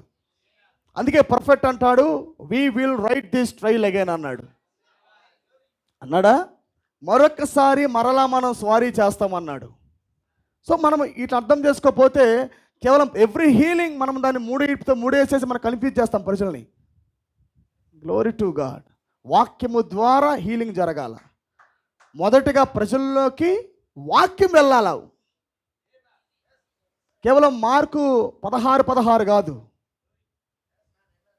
మార్కు 16:16 అది ఏంటది? వరములవి. అది పరిశుద్ధాత్మక సంచకరువు. అదే పర్ఫెక్ట్ అయినట్లయితే, అదే సంపూర్ణత అయినట్లయితే ఈ చివరి దినంలో 7 ముద్రలు ఎందుకు? అందరము దాని కొరకు ప్రార్థన చేసేవాళ్ళం కదా. పరిశుద్ధాత్మ కొరకే మనం ప్రార్థించేవాళ్ళం చక్కగా. ప్రభువా మాకు ఆ వరములు తెచ్చే, హీలింగ్ తెచ్చే, మాకు ఫెయిత్ ఇంక్రీజ్ చేయి, మాకు అది కావాలని దాన్ని ప్రార్థించి దాన్ని పొందుకునే వాళ్ళమే. కానీ ఉద్దేశం అది కాదు. ఈ ముద్రలు ఎందుకు వాక్యం తెరవబడిందంటే నీ ఆత్మను మార్చడానికి, నీ ప్రాణాన్ని మార్చడానికి. ఒక మనుషుడు దేవుడి స్థానంలోకి రావటానికే ఈ వాక్యం తెరవబడింది. ఎందుకు? It shall be there a evening time అంది. ఎందుకు ఆయన సాయంకాలం అంది వెలుగు కలుగునని చెబుతుంది? ఈ సాతాను ఏదేనులో మరలా ఒక మనుషుడు దేవుడిగా మారే టైం ఇది. సవాల్ ఇది అసలుకి. స్వేచ్ఛ ఇచ్చేసి, అన్కండిషనల్ కావరండి, స్వేచ్ఛనిచ్చి నా వధువుని దేవుడిగా మారుస్తా అని చెప్పాడు ఆయన. ఇలా చేస్తే, అలా చేస్తే, ఇలా ఉండు, అలా ఉండు ఏమీ కాదు. ఏ సిఓడి కాదు, ఏ కండిషనల్ కావరెంట్ కాదు, ఏ షరతులతో కూడిన నిబంధన కాదు, ఏ ధర్మశాస్త్రం కాదు, ఏమీ కాదు. హల్లెలూయా. చాలా అద్భుతమైన సమయం ప్రియులారా ఇది. ఏమేనండి? ఏమేన్. కాబట్టి ఫీలింగ్స్, ప్రవక్త ప్రజల యొక్క అనుభూతులను పొందేవాడు. ఆ రోగి నిలబడినప్పుడు, క్యాన్సర్ రోగం వచ్చిన ఒక స్త్రీ వచ్చి నిలబడినప్పుడు ప్రవక్త ఆమె ఎంత బాధపడుతుందో కూడా ఎరిగేవాడు. ఆ క్యాన్సర్ రోగం వచ్చిన స్త్రీ ఎంత రోగముతో ఉందో, ఎంత నొప్పితో ఉందో ఆ నొప్పిని ప్రవక్త అనుభవించేవాడు. ఓ ప్రభువా అని ప్రార్థన చేసేవాడు ఆయన. హల్లెలూయా. The feelings of the people. అందుకే మన ప్రధాన యాజకుడు మన కొరకు ఎందుకు భూమి మీదకి వచ్చాడంటే ఆయన మనతో పాటు పాలిభాగస్తులు అవటానికి వచ్చాడు. ఆమేన్ అండి, ఆమేన్. హల్లెలూయా. గమనించండి, ఇప్పుడు మనం యూదులకి వాక్యం చెప్పాలంటే ప్రియులారా, మోషే ఎలాగో చెప్పాడు. యేసుక్రీస్తు భూమి మీద ఉన్నప్పుడు మీరు వాక్యం చదవలేదా? యూదులు చెప్పిన మోషే చెప్పిన వాక్యం మీరు చదవలేదా? యెషయా లేఖనం మీరు గమనించలేదా అని ఆయన యూదులతో మాట్లాడుతూ ఉంటాడు. ఆయన లేఖనాలను చూపించి మాట్లాడుతూ ఉంటాడు. They know the word. వాళ్ళకి వాక్యం తెలుసు కాబట్టి. ఇక్కడే ఉన్నారు మీరందరూ కూడా. యూదులకి వాక్యము తెలుసు కనుక యేసుక్రీస్తు భూమి మీదకి వచ్చినప్పుడు ఆయన యూదులతో మాట్లాడుతూ ఉన్నప్పుడు ప్రవక్తల యొక్క రాతలను, ప్రవచనాలను జ్ఞాపకం చేస్తూ ఆయన చెబుతూ ఉండేవాడు.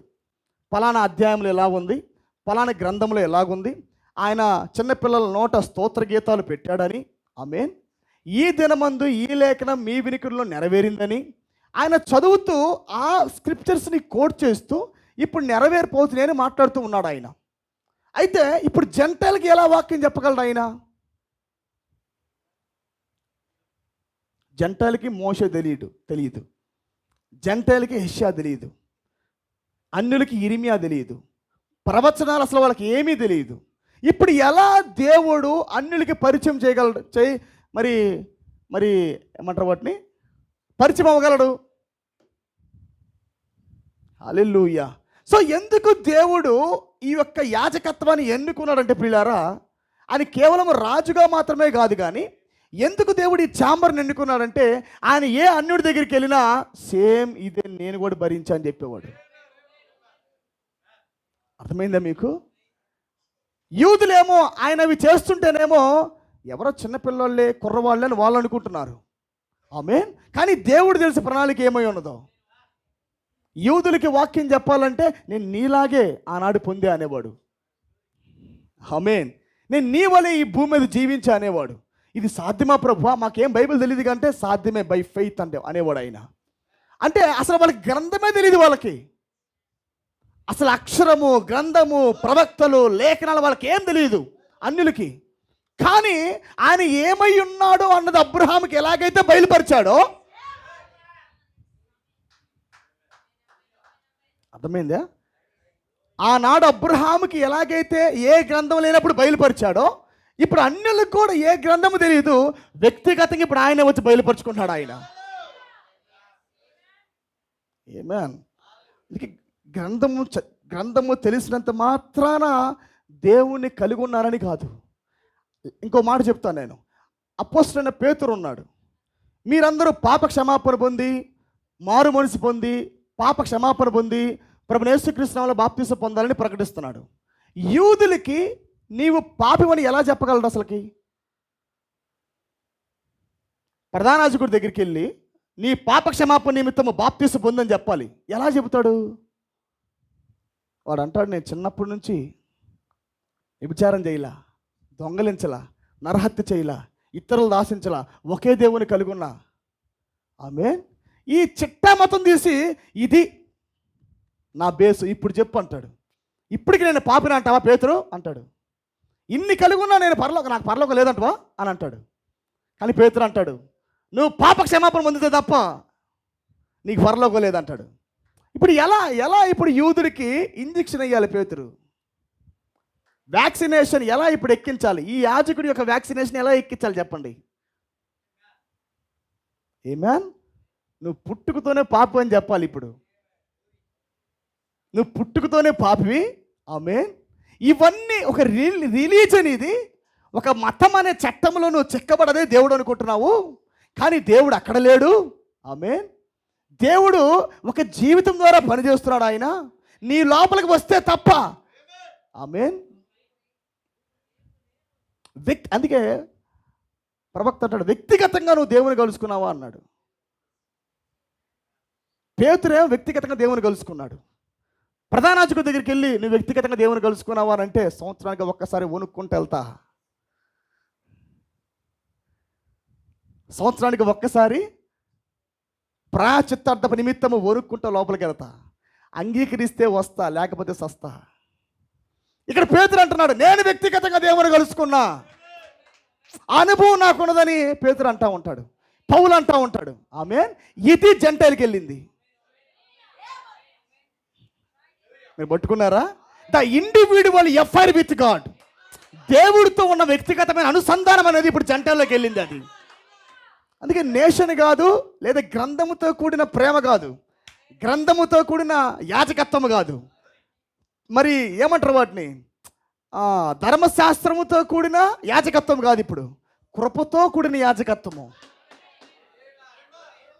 అంటే ఏదైతే దేవుడనే ప్రధాన యాజకుడు వచ్చి మెల్కీసెదెకు వచ్చి అబ్రహామును ఎలా కలుసుకొని వ్యక్తిగతమైన పునాది వేశాడో, ఇండివిడ్యువల్ ఎక్స్పీరియన్స్ ఎలాగైతే అబ్రహాంకి ఇచ్చాడో, ఇలాగే ఆయన మొదటి రాకల్లో వచ్చి వ్యక్తిగతమైన అనుభవాన్ని ఇవ్వటం ప్రారంభించాడు. అందుకే మీరు చూడండి, పొరపాటున డౌట్ పడిన మరలా వచ్చేవాడు. తోమా, నువ్వు సందేహంగా నన్ను కలుసుకోకుండా వెళ్ళావనుకో, భారతదేశం వెళ్ళిన తర్వాత నలుగురు చుట్టూ కూడి నువ్వేం ప్రకటిస్తున్నావు అని అంటే, యేసు పునరుద్ధానము చెందాడని ప్రకటిస్తున్నా అని నువ్వు అంటావు మొదటిసారి. రెండోసారి నిజం చెప్పురా, దేవుడు పునరుద్ధానం చెందాడా అని అంటే కొద్దిగా టెంపో తగ్గి ఆయన పునరుద్ధానము చెందాడు అంటూ, ఇంకొద్దిగా వాళ్ళు ఏదైనా పోరాటం చేసి ఖడ్గమో కర్రో తెచ్చి ఇప్పుడు చెప్పురా తోమా, ఆయన నిజంగా పునరుద్ధానం చెందాడా, నువ్వు ప్రకటిస్తున్న దేవుడు నిజమేనా, సజీవుడేనా అని అంటే, అదో ఆయన లేచాడు అంటే మా వాడు చూశారు, నేను చూడలా అని అంటావు తర్వాత. అందుకే ఆయన అంటాడు, నువ్వు భారతదేశానికి వెళ్తున్నావు కాబట్టి అసలుకే ఆ దేశం ఏమేన్ ఎట్లాంటి దేశం మంది? భారతదేశం మన మాతృభూమి, భారతీయులందరూ మరి అట్టుండిది మన దేశం. ఏ మూలకెళ్ళు బ్లాక్ మ్యాజిక్లే, ఏ మూలకెళ్ళు చేతబడి శక్తులే. ఎక్కడికక్కడ కొండలు స్థాపించుకొని దెయ్యాలు పుట్టలు పుట్టలుగా ఉంటాయి మన భారతదేశంలో. నువ్వు అక్కడికెళ్ళి కన్ఫ్యూజ్ అయ్యావంటే మాత్రం మింగేస్తారు వాళ్ళు నిన్ను. హల్లెలూయా. అందుకే తోమ మరి కొద్దిగా అన్బిలీవ్గా ఉన్నా మరలా దేవుడు వచ్చి ఇంకోసారి ప్రత్యక్షమై కొద్దిగా రుజువుతో వెళ్ళినానా అన్నాడు. కొద్దిగా క్లారిటీగా వెళ్ళినానా, క్లారిటీ లేకుండా వెళ్ళామనుకో పొరపాటున దులిపేస్తారు నిన్ను. హల్లెలూయా. సో చాలా పవర్ఫుల్ ప్రియులారా. అందుకని అన్యులకు సువార్త ఎలా వెళ్ళిందంటే వ్యక్తిగతంగా వెళ్ళింది సువార్త. దేవుడు ఏంటో అన్నది పిలుపు దగ్గరికి వెళ్ళాడు, దేవుడు ఏంటో అన్నది పేతురు దగ్గరికి వెళ్ళాడు. అంతేగాని ప్రధాన యాజకుడు వచ్చి దేవుని కలుసుకున్నా నీ పాపాలు క్షమించబడ్డాయి కాదు. సమరీ స్త్రీ అనే పాప దగ్గరికి వ్యక్తిగతంగా వెళ్ళాడు ఆయన. ఎవరో వచ్చి నా పాపాలు క్షమించబడ్డాయని చెప్పేది కాదు, ఇప్పుడు వ్యక్తిగతంగా చెప్పిద్దావా. పక్కనున్న ఇంకా వ్యభిచారి కూడా వెళ్ళింది గొర్రె పట్టుకొని ప్రధాన యాజకుడి దగ్గరికి. అమ్మ నీ పాపాలు క్షమించబడ్డాయా అని అంటే ఇంకా సంవత్సరం రాలా అనిద్ది. ఇంకా ప్రధాన యాజకుడు వెళ్ళటానికి ఇంకా 3-4 నెలలు ఉంది. ఆయన వెళ్ళాలా, కలవాలా, రావాలా, నాకు చెప్పాలి వార్త. హల్లెలూయా. కానీ సమరీ స్త్రీ అంటుంది, నేను ఆల్రెడీ క్షమించబడ్డా, నా పాపాలు క్షమించబడ్డాయి, వ్యక్తిగతంగా నా దేవుని నేను కలుసుకున్నా. హల్లెలూయా. సో పునాది ఎలా వేశాడంటే పర్పస్ని మనలో భాగమయ్యి మన శ్రమలు పొంది మనతో పాటు అనుభవించి, హల్లెలూయా, మనం ఏ ఫీలింగ్ చెప్పినా yes I can experience your feeling. హల్లెలూయా. అందుకని ప్రవక్త అంటాడు, ప్రతి ఒక్కరూ వ్యక్తిగతంగా దేవుడితో ఒక సంబంధాన్ని కలిగి ఉండండి, పరిశుద్ధాత్మతో వ్యక్తిగతమైన సంబంధాన్ని కలిగి ఉండండి. ఇండివిజువల్ ఎక్స్పీరియన్స్ విత్ గాడ్ అన్నాడు ఆయన. హల్లెలూయా. అది జంటలకి ఇవ్వబడిన విధానం. అది ఇప్పటికీ కూడా యూదులతో దేవుడు ఎలా మాట్లాడతాడు?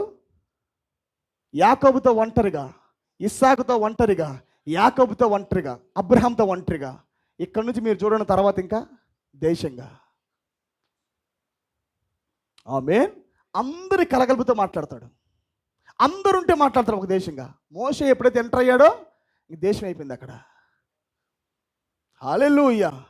కానీ పిల్లరా, అది ఆ ప్రారంభము, బిఫోర్ లా, ధర్మశాస్త్రం పెట్టడానికి మునుపు ఒక దేశంగా దేవుడు ఏర్పాటు చేసుకొని దేశంగా యూదులతో ప్రవర్తించడానికి మునుపు ఆయన బిఫోర్ అబ్రహాం అనే అన్యుడితో ఆయన వ్యక్తిగతంగా ప్రవర్తించాడు, ఆయన కదిలాడాడు ఆయన. దిస్ ఈజ్ అవర్ బేసిక్, మన పునాది అదే ఉన్నది.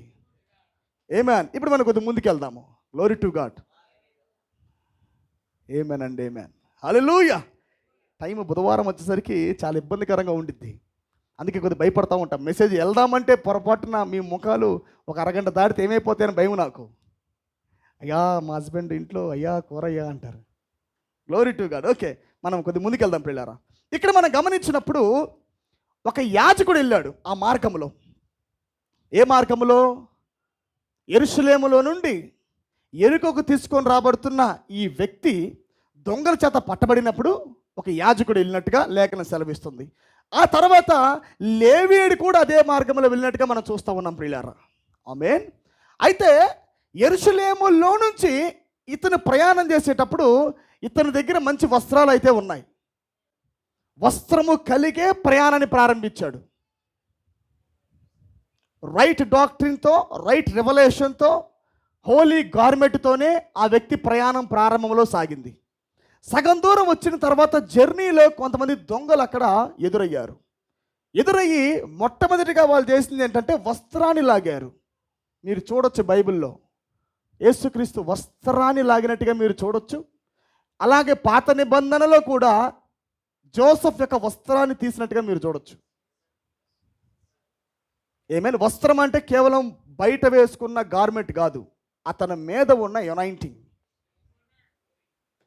ఆమేన్. మొదటిగా అలా చూడగానే వాళ్ళకి కుళ్ళు పుట్టింది ఏంటంటే uniting.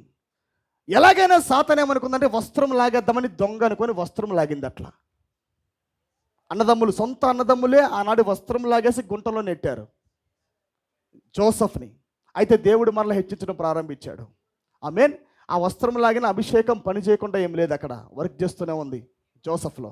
But it is a type of the uniting. అతను అభిషేకం కలిగి ఉన్నాడు అనటానికి రుజువు ఏంటంటే వస్త్రం ధరించుట. 7 రంగుల వస్త్రాన్ని, విచిత్రమైన నిలువుటంగిని యాకోబు యోసేపుకి ఇచ్చినట్టుగా మనం చూస్తున్నాం. ఇక్కడ కూడా యెరూషలేము సంఘము, యెరూషలేములో సంఘం స్థాపించబడింది. ఇక్కడ కొద్దిగా నా మాటలు పట్టుకోండి, నేను తీసుకొస్తా స్లోగా. యెరూషలేములో సంఘం స్థాపించబడింది. రివైవల్ చర్చ్ వస్త్రాన్ని కలిగి ఉంది. ఆమేన్. వస్త్రాన్ని కలిగి ఉంది. హోలీ గార్మెంట్ కలిగి ఉంది. మంచి బోధన కలిగి ఉంది. రివైవల్ కలిగి ఉంది. రివైవల్ కలిగి ఉండి యెరూషలేములో నుంచి నిదానంగా డౌన్కి వెళ్ళిపోతా ఉంది. ప్రవక్త అంటాడు, కిందకి వెళ్ళుట అంటే అది ఏం చూపిస్తున్నది అని అంటే బ్యాక్ స్లైడింగ్ చూపిస్తున్నది. బ్యాక్ స్లైడింగ్ అంటే దిగజారిపోయే పరిస్థితి. దిగజారిపోవాలంటే అక్కడ ఏదో జరిగి ఉండాలా. యెరూషలేములో నుంచి ఆ వ్యక్తి దిగజారుకుంటూ జర్నీ చేస్తున్నాడంటే అక్కడ ఏదో ఒకటి జరిగి ఉండాలా.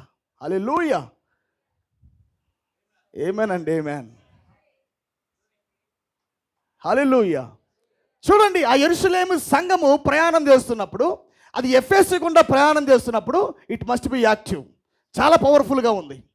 మెసెంజర్ ఎప్పుడైతే వెళ్ళిపోతున్నాడో నిదానంగా సంఘం మరలా డల్ అవటం ప్రారంభించింది. ఆమేన్. కొద్దిగా ముందుకెళ్తాను, గమనించండి మీరందరూ కూడా. కొద్దిగా సంఘము దిగజారడం ప్రారంభించింది. అలాగే దిగజారుతున్న సంఘం నిదానంగా ఇంకొద్దిగా కాలంలోకి వెళ్ళింది అది. ఆమేన్. మనం చూస్తున్నాము, ప్రయాణం మధ్యలో ఎవరు వచ్చారు? దొంగలు వచ్చారంట అక్కడ. ఆమేన్. దొంగలు వచ్చి మొదటిగా లాగేసింది ఏంటి? వస్త్రాన్ని. వస్త్రము అనగా పరిశుద్ధాత్మ, వస్త్రం అనగా దేవుని వాక్యం. వాళ్ళ చేతుల్లో ఆనాడు ఉన్నదేంటి చెప్పాలి? దేవుని వాక్యం. నిజమైన కాలపు ప్రత్యక్షత వాళ్ళ చేతిలో పెట్టాడు ఆయన. మొదటిగా సాతాను వచ్చి దాడి చేసింది ఏంటంటే దేవుని యొక్క వాక్యం మీద. ఏదైనా తోట అంతే, ఎఫ్ఎస్సి కాలం అంతే. ఇప్పుడు మనం చూస్తున్న ఇది కూడా అంతే. ఆమేన్. మొదటిగా వచ్చి సాతాను ఏం చేశాడు? వాక్యం అనే వస్త్రం లాగేశాడు వాడు. ఎప్పుడైతే వస్త్రం లాగవేయబడినదో మనం చూసే 325 నైసియా సభలో సంఘము వస్త్రాన్ని కోల్పోయింది. వస్త్రాన్ని సంఘము కోల్పోయింది. కోల్పోయిన తర్వాత సంఘం ఎలా మారిపోయింది? అది దిగంబరిగా మారింది. అది ఆమేన్. వస్త్రం కోల్పోవడం అంటే దిగంబరిగా మారిపోవటమే కదా. ఇంకా వారి లోపల దేవుడు లేడు, ఇంకా వాక్యం లేదు, ఇంకా ఉద్యమం లేదు, ఇంకా. హల్లెలూయా. ఇక్కడ అభిషేకము ఒక పక్క సింహం పనిచేస్తున్నప్పటికీ కానీ సంపూర్ణంగా వాడి జాడని పరిపూర్ణంగా వెళ్ళగొట్టే శక్తి లేదు. తెల్లని గుర్రం మీద సాతాను మతం అనే ముసుగులో ప్రయాణం చేస్తూ, ఇంకో మాట చెప్తా ప్రియులారా, ఇక్కడ అది ఉండాలి, 7 సంఘకాలాలది ఉండాలి. ఒక్క నిమిషం చూపించిన. ఇక్కడే ఉన్నారా మీరందరూ? Are hearing? వింటున్నారా మీరందరూ కూడా? హల్లెలూయా. ఒకసారి గమనించండి, నైసియా సభలో ఎప్పుడు వాళ్ళందరూ సమైక్యగా కూడుకుంది ఏ సంవత్సరము? 325 AD, రైట్? 325 AD. ఇక్కడ గమనించండి, ఇది 53 నుంచి 170 దాకా ఉంది ఎఫెసి కాలము. 53 నుంచి 170 దాకా ఉంది AD ఎఫెసి కాలం. 170 నుంచి 312 దాకా ఐరేనియస్ కాలం ఉంది, స్ఫురణ కాలం ఉంది. 312 నుండి 606 అంటే ఈ 325 ADలో నైసియా సభ కౌన్సిల్ జరిగినప్పుడు వాక్యము తీసివేయుట అనేది ఎప్పుడు జరిగిందంటే ఇదిగో మార్టిన్ పెర్గమా కాలంలో జరిగింది. అది 325 చూస్తున్నారా? ఎఫ్ఎస్సి కాలంలో కాదు. ఎఫ్ఎస్సి కాలంలో వాడు ప్రయాణం చేశాడు తెల్లని గుర్రం మీద ఎక్కి, కానీ ఇంకనూ వస్త్రాలు పోలా. మనం చూస్తున్న మార్గం మధ్యలో పోయింది. ప్రవక్త అన్నాడు, ఓవర్లాప్ ఎలా జరుగుతుందంటే, ఎలా సాతాను ఈ ముసుగులోంచి ఆ ముసుగులోకి వెళ్తున్నాడంటే కాలం యొక్క ముగింపులో వాడు వస్తున్నాడని చెప్పాడు. ఎఫ్ఎస్సి ముగింపులో వాడు వచ్చాడు. హల్లెలూయా. ఎఫ్ఎస్సి ముగింపులో వచ్చి వాడు సంఘాన్ని పడేసి వాడు ముసుగు మార్చి ఇంకో ముసుగులోకి వెళ్ళిపోతున్నాడు. వాడు ఎప్పుడైతే వర్తమానికి వచ్చి కనిపెట్టి కొద్దిగా దాన్ని సంఘాన్ని ఎవేక్ చేస్తున్నాడో వాడు మరలా ఇంకో ముసుగులోకి వెళ్ళిపోతున్నాడు వాడు. హల్లెలూయా. మనం చూస్తున్నాము ఈ 2 కాలాలు ఏవైతే ఉన్నావో ఈ సింహం అభిషేకం, ఇది లైన్ అనాయింటింగ్. గమనించాలి, కొద్ది చూడాలి మీరు. ఎఫ్ఎస్సి స్ఫురణ ఏ అభిషేకాల కింద నడిపించబడింది? Line anointing. హల్లెలూయా. ఈ పెర్గమా తుయితేరా అన్న కాలాలేమో ఆక్స్ అనాయింటింగ్. ఆమేన్. సార్దీస్ ఫిలదెల్ఫియా మ్యాన్, జ్ఞానము. ఆమేన్. మనుషుడు ముఖం అది. లవోదికే ఏమో ఈగల్ అనాయింటింగ్. హల్లెలూయా. ఎక్కడ వాడు జ్వరపడ్డాడంటే ఈ సంఘము యెరూషలేము నుంచి ప్రారంభించబడి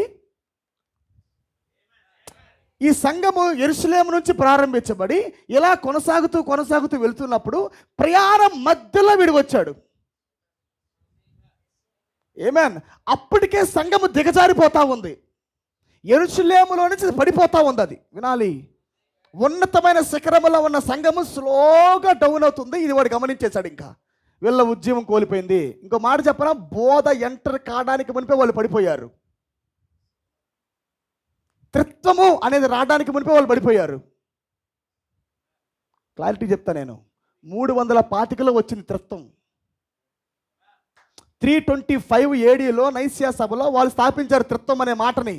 దానికి ముందే ఎఫెసీ పడిపోయింది. దానికి ముందే స్ఫురణ పడిపోయింది. వాళ్ళు దేంట్లో పడిపోయారు? అన్యులకు దేవుడు ఒక ఛానల్ ఓపెన్ చేశాడు అక్కడ. Individual affair with God. ఆమేన్ అండి, ఆమేన్. ప్రజలతో దేవుడు వ్యక్తిగతమైన సంబంధం కలిగి ఉండి అబ్రహాంతో ఎలాగైతే విశ్వాసంతో పనిచేశాడో ఆ మార్గాన్ని వాళ్ళు కలిగి ఉంటకు దేవుడు అక్కడ ఏర్పాటు చేశాడు. అయితే వాళ్ళు దాన్ని కోల్పోవటం బట్టి ప్రతిరోజు వాళ్ళు శరీరకోలకు మరిగారు. ఇంకా శరీరాశలకు, నేత్రాశలకు, జీవపుటంబకు. ఆమేన్. భౌతికంగా మనం ఇది చేసుకుందాం, అది చేసుకుందాం అన్నది స్లోగా లోపల పడింది. ఆమేన్. ఎప్పుడైతే వీడి గమనించండి, సింహంగా వాళ్ళు ఉన్నంతసేపు వాడు రాలేకపోయాడు. సింహం అంటే జీవి కాదు, మనుషుల్లో ఉన్న ఆత్మ. ఇట్ ఈస్ నాట్ ఓన్లీ అది బీస్ట్ కాదు, అది వాళ్ళు పనిచేస్తున్న అభిషేకం అది. ఆమేన్ అండి, ఆమేన్.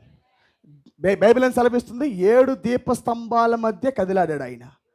అంటే 4 జీవులు ఎవరిలో? God himself. దేవుడే దీపస్తంభాల మధ్య కదిలాడాడు దేవుని కుమారుడుగా. ఆమేన్.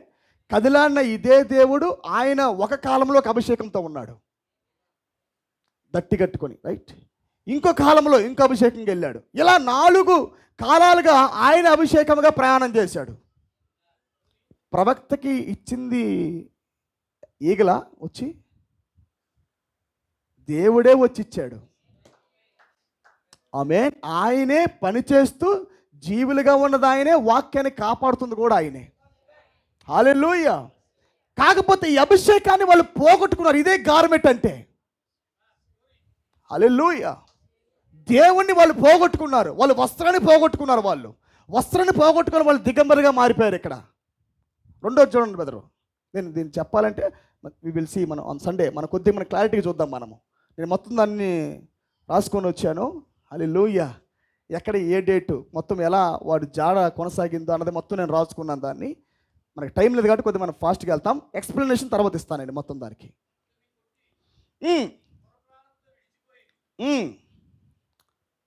కొన ప్రాణముతో విడిచిపోయిరి. గమనించండి, ఇక్కడ మనం చూసినప్పుడు ప్రియులారా, కొద్దిగా ఈ ఒక్క లేఖనం నాతో కలిసి మీరు చదవాలని కోరుతున్నాను. నేను 7 ముద్రల్లో ఒకసారి తీయండి. ఇది ఒక్కటి చదువుతాను నేను, కొద్దిగా మనకి క్లారిటీ కొరకు. ఇక్కడే ఉన్నారుగా మీరందరూ? ఏమేనండి, ఏమేన్.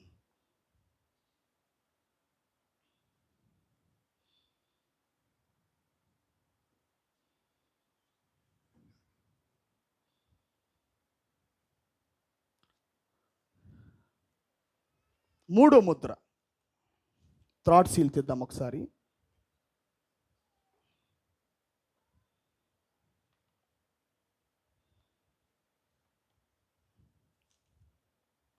థ్రాట్ సీల్ 280వ పేరా చూద్దాం.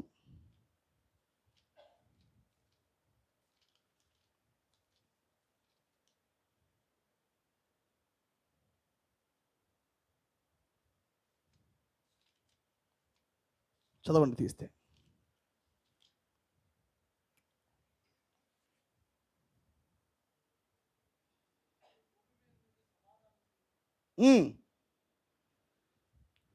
అతడు భూమి మీద నుండి సమాధానము తీసివేసి మరియు ఒకరినొకడు చంపుకున్నట్లు చేసినని గత రాత్రి విప్పబడిన రెండవ ముద్ర నుండి మనం చూసాము. మరియు పరిశుద్ధ హిప్పో వాసియగు పరిశుద్ధ అగస్టిన్ కాలము నుండి 1580 వరకు 68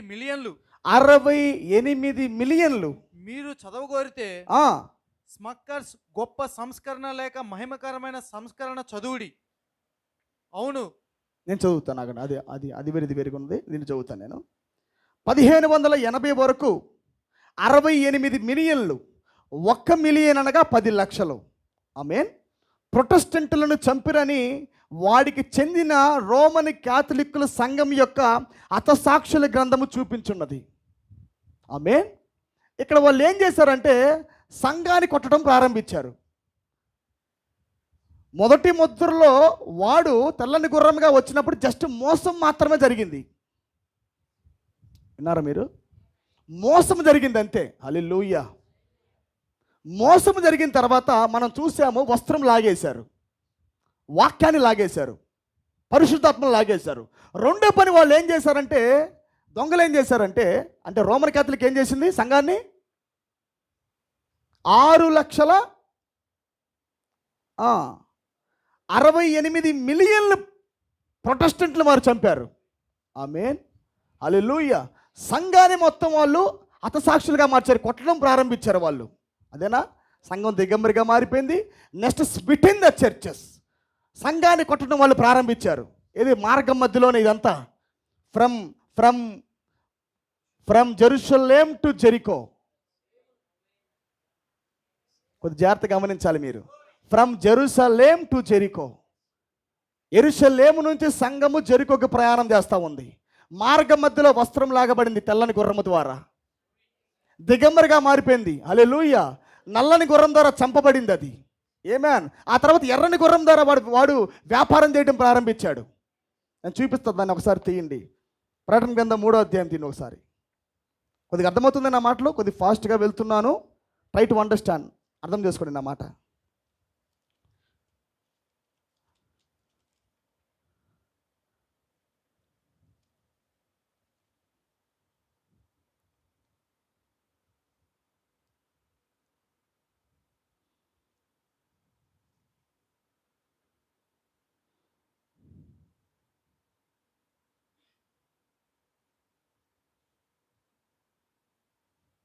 Praise be to God.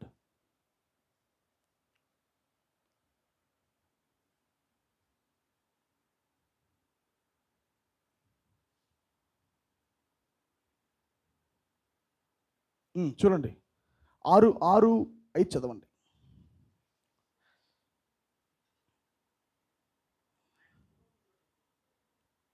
చదవండి. ఆయన 3వ ముద్రను విప్పినప్పుడు రమ్ము అని 3వ జీవి చెప్పుట వింటిని. నేను చూడగా ఇదిగో ఒక నల్లని గుర్రము కనబడెను. దాని మీద ఒకడు త్రాసు చేత పట్టుకొని కూర్చుండి ఉండెను. మరియు దేనారమునకు 1 సేరు గోధుమలనియు, దేనారమునకు 3 సేర్ల యవలనియు, నూనెను ద్రాక్షరసమును పాడు చేయవద్దని ఆ 4 జీవుల మధ్య ఒక స్వరం పలుకున్నట్టు. దేని పాడు చేయొద్దని ఇక్కడ సెలవిస్తుంది? నూనెయు ద్రాక్షరసాన్ని పాడు చేయొద్దని లేఖనం మాట్లాడుతుంది. హల్లెలూయా. అంటే తర్వాత చూడండి, కొన ప్రాణముతో వాళ్ళు సంఘాన్ని వదిలిపెట్టి వెళ్ళిపోయారు. అంటే సంఘము లూథర్ వచ్చేసరికి అది ఎలాగుందంటే కొన ప్రాణంతో ఉంది. ఆమేన్. తెల్లని గుర్రము ద్వారా కొట్టబడింది. వాడు మతము లోపలికి వచ్చాడు, వస్త్రం లాగేశాడు. ఎర్రని గుర్రము ద్వారా వాడు వచ్చి దిగంబరిగా చేసి వాడు స్మిట్టని సంఘాన్ని కొట్టాడు. నల్లని గుర్రము ద్వారా ఇప్పుడు వాడు ఏం చేస్తున్నాడంటే రొట్టెను ద్రాక్షరసాన్ని తీసేయడానికి ప్రయత్నిస్తున్నాడు. వ్యాపారం చేస్తా ఉన్నాడు అక్కడ. అసలు దొంగలంటే ఎవరు? దోచుకునేవాళ్ళు, వ్యాపారం చేసేవాళ్ళు వాళ్ళు. హల్లెలూయా. ఆ వ్యక్తి దగ్గర వాళ్ళు ఏం చేశారు? వన్నీ లాగేసుకున్నారు వాళ్ళు. ఏమనండి, ఏమేన్. అప్పుడు మనం చూస్తున్నాము వాళ్ళు కొన ప్రాణంతో ఆ వ్యక్తి ఉన్నాడు. ఇంకా సంఘము చివరికి ఎలాగైపోయిందంటే కొట్టుమిట్లాడుతూ ఉంది ప్రాణముతో. ఇంకా మాకు ఆదరణ లేదా? మమ్మల్ని విడిపించే నాదుడు లేడా? పరిహార పత్రాలు అమ్ముతా ఉంటే కొనుక్కోవటమేనా ఇంకా? ఆమేన్. మా మధ్యవర్తి క్రీస్తు కాడా? ఆయన సిలువ యాగం వృధా అయిపోయినదా? మా ఒప్పుకోలు మార్గాలు మాకు లేవా? ఇండివిడ్యువల్ ఎఫ్ఐఆర్ విత్ గాడ్ అది లేదా? ఇలాంటి సమయంలో అక్కడి నుంచి దేవుడు ఒక మార్టిన్ లూథర్ పైకి లేపాడు ఆయన. ఒక సంస్కర్త అయిన మార్టిన్ లూథర్ పైకి లేచి కొన ప్రాణంతో కొట్టిమిట్లాడుతున్న సంఘాన్ని చూసి ఏమేనండి ఏమేన్. అందుకే నేను చెప్పాను, సన్ ఆఫ్ గాడ్ అనే మినిస్ట్రీ యాజకత్వంతో కూడిన పరిచర్య. ఆమేన్, హల్లెలూయా. అది ఏం చేశాడు చూడండి తర్వాత ఆయన చదవండి. కొన ప్రాణంతో కొట్టిన తర్వాత అప్పుడు ఒక యాజకుడు ఆ త్రోవను వెళ్ళుట తటస్థించెను. అతడు అతను చూచి ప్రక్కగా వెళ్ళెను. అలాగుననే లేవీయుడు ఒకడు ఆ చోటుకు వచ్చి చూచి ప్రక్కగా పోయెను. అయితే ఒక సమరయుడు ప్రయాణమై పోవచ్చు. అంటే ఈ వ్యక్తి ఎవరు? అన్యుడు కాదు, యూదుడు కాదు. ద మెల్కీసెదెకు ఆది యందు అబ్రహాంతో కలుసుకున్నప్పుడు is not a gentile, is not the Jew. అమ్మ నాన్న లేని వాడు నిరంతర యాజకుడు. ఈ సమరయుడు ఎవరు? ఇటు జ్యూ కాదు, ఇటు అన్యుడు కాదు. ఆయన కలుసుకుందో ఆ వ్యక్తిని. సంఘాన్ని ఎవరు కలుసుకుంది? మెల్కీసెదెక్. దారిలో సంఘం పడిపోయి ఉండగా, సంఘం మరణించి ఉండగా, పునః ప్రాణంతో కొట్టులాడుతూ ఉంటే సమరయుడు ప్రత్యక్షమయ్యాడు అక్కడ. హల్లెలూయా. వచ్చి పైకి లేవనెత్తి అతడు పడి ఉన్న చోటుకు వచ్చి అతనిని చూచి అతని మీద జాలిపడి దగ్గరకు పోయి నూనెయు ఏమిచ్చాడు ఇప్పుడు? Glory to God. నూనెయు ఎవరిచ్చేది? నూనె ద్రాక్షారసం ఇచ్చేది ఎవరు? మెల్కీసెదెక్. హల్లెలూయా. అర్థమైందా? నా మాటలు మీకు అర్థమవుతున్నాయా? నూనె ద్రాక్షారసాన్ని ఇచ్చేది ఎవరు? మెల్కీసెదెక్. ఏ దేవుడైతే యూదుడు అన్యుడు కాకుండా ఉన్నాడో అదే దేవుడు ఇప్పుడు ఆ వ్యక్తికి ప్రత్యక్షమై, సంఘానికి ప్రత్యక్షమయ్యి ఇప్పుడు మరలా నూనెను పోసి. ఇప్పుడు చదివారా మీరు? ఆయన ఏమన్నాడు 3వ ముద్రలో? నూనెను. అర్థమైందా ఈ చాప్టరు? అక్కడి నుంచి పడిపోయిన, యెరూషలేము నుంచి పడిపోయిన సంఘం నిదానంగా ప్రయాణం చేస్తున్నప్పుడు ఆయన చెప్తున్నాడు, దీన్ని టచ్ చేయొద్దు, దీన్ని ముట్టొద్దు, అది నాకు సంబంధించింది. హల్లెలూయా. అది నా యాజకత్వం, అది దాంట్లోకి ఎంటర్ కావద్దు నీవు. నూనెయు ద్రాక్షారసమును పోసి అతని గాయములను కట్టి తన వాహనము మీద. ఎవరి వాహనము? అతను వస్తా ఒక వాహనంలో వచ్చాడు. అతనికంటూ ఒక వాహనం ఉంది, కానీ ఆ వాహనం నీకు సరిపోదు. ఇంకా ఏమేనండి ఏమేన్, నీ వచ్చిన స్వారీ నీకు సరిపోదు. ఎందుకంటే నువ్వు కిందకు వస్తున్నావు నీవు. ఈ వ్యక్తి ఏమో కింద పడుండే వారిని ఎత్తుకొని పైకి పోదామని వస్తున్నాడు. చూసామా? Samaritan is also on the journey. సమరయుడు కూడా ప్రయాణంలోనే ఉన్నాడు. ఎక్కడి నుంచి ప్రయాణము? మన మెల్కీసెదెక్ అయిన దేవుడు మన కొరకు పూర్తిగా దిగి, హల్లెలూయా, ఆయన తన సంఘము కొరకు పూర్తిగా కిందకొచ్చి ఇక్కడున్న వారిని ఆయన యెరూషలేము తీసుకెళ్తున్నాడు. ఆయన నిత్యత్వం తీసుకెళ్తా ఉన్నాడు ఆయన. ఏమనండి ఏమన్. చదవండి బ్రదరు. తన వాహనం మీద ఎక్కించుకుని ఒక పూటకూలవాని ఇంటికి తీసుకొని పోయి అతన్ని పరామర్శించెను. మరునాడు అతడు 2 దేనారములు తీసి. తెలుసు కదా దేనారములు, గమనించండి. దేనారములు పెన్ని, వ్యాపారము. రోజుకొక పెన్ని ఇస్తానని ఒక పూట మరి ఒక మర్చెంట్ పిలిచి పని అప్పగిస్తూ ఉంటాడు. బైబిల్లో ఉన్నది అది. హల్లెలూయా. ఏదైతే సంఘము కోల్పోయిందో అవి ఇస్తా ఉన్నాడు ఆయన. ఏవైతే సంఘము దారిలో కోల్పోయిందో అవన్నీ మరలా తిరిగి ఇవ్వటం ప్రారంభిస్తున్నాడు ఆయన. చదవండి బ్రదరు. 2 దేనారములు తీసి ఆ పూటకూల వాళ్ళకి ఇచ్చి ఇతని పరామర్శించుము. నీవింకేమైనా ఖర్చు చేసిన ఎడల నేను మరలా వచ్చినప్పుడు అది నీకు తీర్చిదనని అతనితో చెప్పిపోయాను. కాగా దొంగల చేతిలో చిక్కబడిన వానికి ఈ ముగ్గురిలో ఎవడు పొరుగువాడాడని నీకు తోచుచున్నదని యేసును అడగగా అతడు అతని మీద జాలి పడిన వాడే అనెను. ఇప్పుడు గమనించండి. ఆయన 7 సంఘకాలాలుగా కదిలాడి సంఘాన్ని భుజం మీద వేసుకొని, ఆమేన్, కోల్పోయిన సమస్తాన్ని మరలా సంఘానికి ఇచ్చుకుంటూ ఆయన ఒక ఇంటిలో మొత్తానికి చేర్చాడు తిరిగి. ఆమేన్. మొత్తానికి జెరికో అంటే లవోదికియా. ఎరుకో అంటే ఏంటి అసలుకి? శపితమైన. మనం చూసాము కదా, ఆకాను రాహాబ్ ఎక్కడొచ్చింది? From Jericho. అక్కడేనా? ఎరికోలో నుంచే రాహాబ్ వచ్చింది. ఎరికోలో నుంచే జక్కయ్య వచ్చాడు. శపితమైన పట్టణముగా ఉన్నది ఏమాన్ పడిపోయే భూమిగా ఉన్నదాన్ని దేవుడు రిస్టోర్ చేశాడు ఆయన. అంటే ఏం మాట్లాడుతున్నాడు? సాతాను పరిపూర్ణంగా సంఘాన్ని, యెరూషలేము దగ్గర ప్రయాణించిన సంఘాన్ని పూర్తిగా దిగదార్చి తిరిగి ఎరికో దగ్గర పడేసింది. దేవుడు ఇప్పుడు స్వయముగా ఆయన ఎరికోలోకి ప్రత్యక్షమయ్యాడు. అక్కడే పెట్టాడు ఒక వ్యక్తిని. ఆమేన్. ఎక్కడైతే పతనం ఉందో అక్కడ ఒక వ్యక్తిని పైకి లేపాడు. మొత్తం డార్క్నెస్, మొత్తము చీకటే, కానీ ఒక వ్యక్తిని అక్కడ పెట్టి ఆ ఇంటిలో అప్పచెప్పాడు. ఒక మెసేజ్ ఇచ్చాడు, అక్కడ రొట్టె ఇచ్చాడు, అక్కడ ద్రాక్షారసం ఇచ్చాడు అక్కడ. హల్లెలూయా. ఇంకో మాట చెప్పాలంటే పిల్లారా, ఏ దేవుడైతే మార్గం మధ్యలో కలుసుకొని ఆ వ్యక్తిని స్వస్థపరిచాడో, గాయాలు కట్టాడో, సంఘాన్ని మరలా తిరిగి నిలబెట్టాడో, ఇదే దేవుడు ఈ పూటకుల్లవాని ముసుగులో ఉన్నాడు. Son of God and he is also son of man. ఏ దేవుడైతే 7 సంఘ కాలాలుగా దేవుడి కుమారుడిగా పనిచేశాడో, సంఘాన్ని కట్టాడో, ఆమేన్, ఇదే దేవుడు అని ఏమన్నాడు? మరనాడు నేను వస్తాను, మై కమింగ్ ఈజ్ దేర్. ఇదే దేవుడు వస్తున్నా అని చెప్తున్నాడు. అర్థం చేసుకోవాలి ఆ మాట. ఏ దేవుడైతే సంఘముతో ఉండి సంఘాన్ని కడుతున్నాడో, ఇదే దేవుని కుమారుడైన పరిచర్య ఈయన ఏం ప్రకటిస్తున్నాడంటే, నేను రేపు రాబోతున్నాను అంటున్నాడు.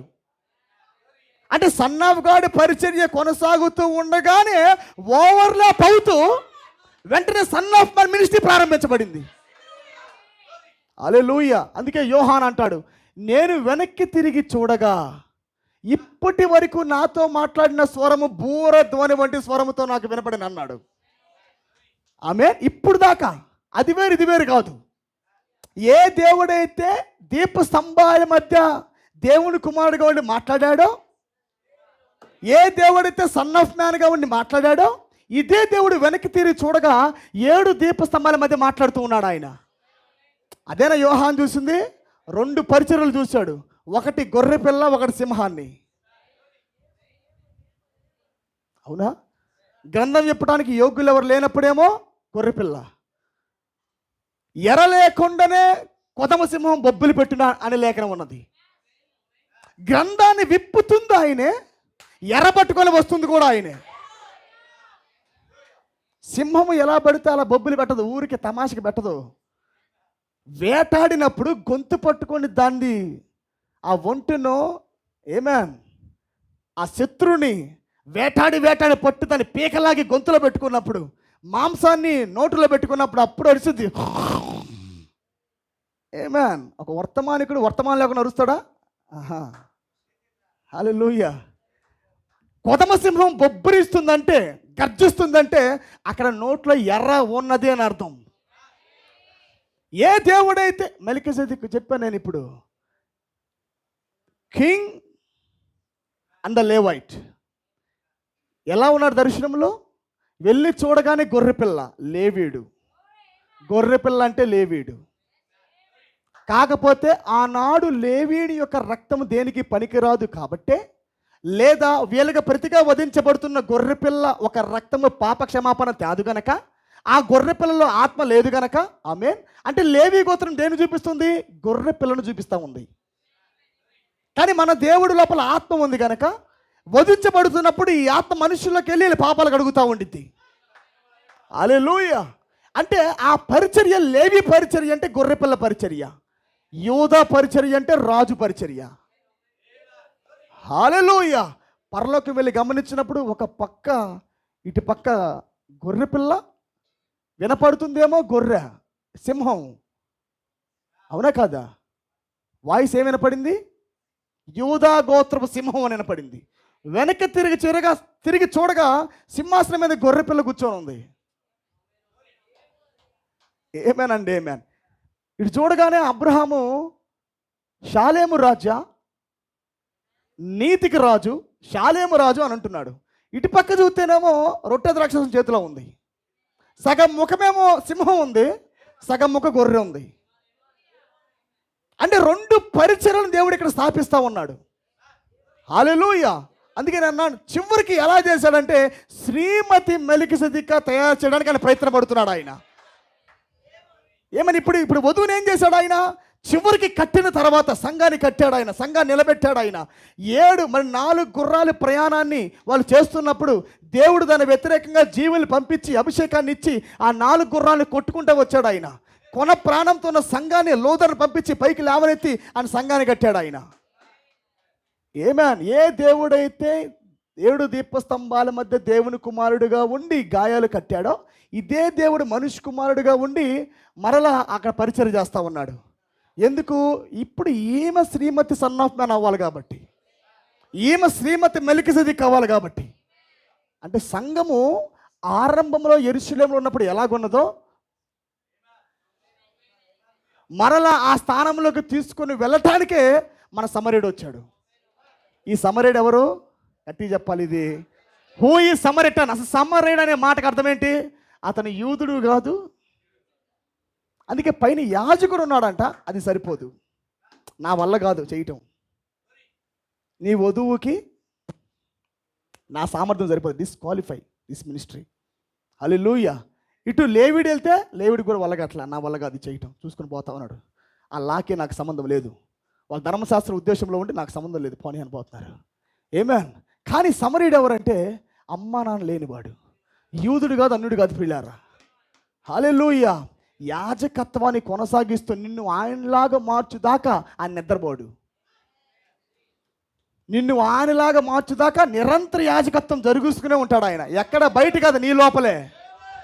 నీ లోపల నిరంతర యాజకుడిగా ఉండి నిన్ను ఆయనలాగా మారుస్తూనే ఉంటాడు ఆయన. అందుకే నేను చూపించాను, ఆశ్రయపురంలో ప్రధాన యాజకుడు మరణిస్తే ఇంకా వాడికి ఆశ్రయం లేదు. నరహత్య చేసిన వాడికి ఇంకా ఆశ్రయము లేదు. కానీ మన ప్రధాన యాజకుడు నిత్యము జీవించేవాడు, నిరంతర యాజకుడు. మన మెలికిసెదెకుకి మరణం లేదు, ఆయనకి మరణం లేదు కాబట్టి మనకు కూడా మరణం లేదు. ఆ మాట అర్థమైందా మీకు? హల్లెలూయా. చివరికి ఇప్పుడు ఏం చేశాడు? ఆయన స్థానంలోకి తీసుకొస్తున్నాడు. ఇప్పుడు రొట్టె ద్రాక్షరసం నువ్వు ఇచ్చే స్థాయికి ప్రతి ఒక్కరూ వారిగా ఇప్పుడు స్టోర్ హౌస్ కలిగి ఉండమంటున్నాడు. హల్లెలూయా. పడిపోని వధువును ఆనాడు చూశాడు, మోసపోని వధువును ఆనాడు చూశాడు. ఏమేన్. దానికి మధ్యలో వస్తున్న ప్రక్రియను కూడా చూశాడు ఆయన. విజన్ పట్టుకోవాలి మీరు, ఆయన దర్శనం పట్టుకోవాలి మీరు. మోసపోని వధువు, పడిపోని వధువు ఇదివరకైనా మనసులో ఉన్నది. ఆ తర్వాత మార్గంలో ఏమి జరుగుతుందో కూడా ఆయనకు తెలుసు. హల్లెలూయా. అందుకని ఆయన సంఘాన్ని కట్టి ఇప్పుడు మరలా సంఘాన్ని నిలబెట్టి ఇప్పుడు ఆయనగా మారుస్తున్నాడు ఆయన. ఆమె ఇప్పుడు ఆయనగా మారింది. ఏమన్. Both in one body. అదే ప్రవక్త అన్నాడు, అదృశ్య వధువు యొక్క అదృశ్య ఐక్యత. అంటే క్రీస్తు వధువు ఇప్పుడు ఎక్కడున్నారు? అదృశ్య ఐక్యతలో ఉన్నారు. ఏమనండి ఏమన్. ఇప్పుడు ఇటుపక్క చెప్పాలి, ప్రవక్త అంటాడు, ఇటు పక్క చూస్తే మేలు, ఇటు పక్క చూస్తే ముందు చూస్తే మేలు సంసోను, వెనక చూస్తే జుట్టు. ముందు భాగమేమో పురుషుడే, వెనక భాగమేమో స్త్రీ. ఎంతకు అమ్మాయి అబ్బాయా? 2. ఇక్కడ కొద్దిగా దయ్యం కన్ఫ్యూజ్ చేసిందిలే. కాకపోతే శరీరపూర్వకంగా యాక్షన్ కాదు, అది నేచర్ ఇన్ వన్. అందుకే ఫెమనైన్ స్పిరిట్ అని ప్రవక్త అంటాడు, బైబిల్లో ఉన్నది. ఆదాములో ఉన్న స్త్రీ ఆత్మను దేవుడు తీశాడు. ఆయన ఎలా ఉన్నాడు? స్త్రీ ఆత్మ, పురుషుడాత్మ 2 కలయికతో ఉన్నాడు. ఆత్మలో మార్పులు అవి. ఇప్పుడు దయ్యము వేరే వాళ్ళని పెట్టేసి అట్లా ఏమేన్, వాళ్ళు భౌతికంగా కొన్ని పురుషుల్లాగా స్త్రీలాగా చేస్తూ ఉంటారు. కానీ స్పిరిట్లో ఆయన నేచర్లో ఆయన అలాంటి వాడు. నేచర్లో ఆయన ద్వితీయ స్వభావాలు కలిగిన దేవుడు ఆయన. ఆదాములో హవ్వ ఉంది. ఒకే వ్యక్తిలో ఆదాము, ఒకే శరీరంలో హవ్వ, ఇద్దరు నడుస్తూ ఉన్నారు. దేవుడిలో హవ్వ ఉంది, ఆయన, ఇద్దరు ఒకే బాడీలో నడుస్తూ ఉన్నారు. ఇప్పుడు సంఘములో ఆయన ఉండి ఒకే శరీరంలో ఇప్పుడు నడుస్తూ ఉన్నారు. హల్లెలూయా. తుదకు నిన్ను ఆయనలాగా మార్చడానికి ఇంకా ఏ దేవుడైతే ఇప్పుడు నిన్ను చెక్కాడో అదే దేవుడు బయటకు వచ్చి నిన్ను పిలుస్తాడు పైకి. అర్థమైందా? ఏ దేవుడైతే నీ లోపల నుండి చెక్కుతున్నాడో ఇదే దేవుడు ఇక్కడికి ఎక్కిరా అంటాడు. కన్ఫ్యూజ్ అవ్వద్దు. దేవుని కుమారుడిగా ఏ దేవుడైతే వచ్చి నిన్ను చెక్కాడో అదే దేవుడు, ట్రంపెట్ ఆఫ్ గాడ్, దేవుని బోరతో నేను పిలుస్తాడు ఆయన. ఏమేనండి ఏమే, దీని తర్వాత కొనసాగిస్తాను. అర్థమైంది ఇంతవరకు? From Jerusalem to Jericho. ఇప్పుడు మరలా మన స్థానం ఏంటి? From Jericho to Jerusalem. Perfect Jerusalem ఇప్పుడు. హల్లెలూయా. ఇంకెన్నడూ సంఘము పడిపోకుండా దేవుడు మరలా తిరిగి కట్టడం ప్రారంభించాడు ఆయన. ఏమనంటే పైకి నిలబడదాం ప్రియులారా. God bless you all.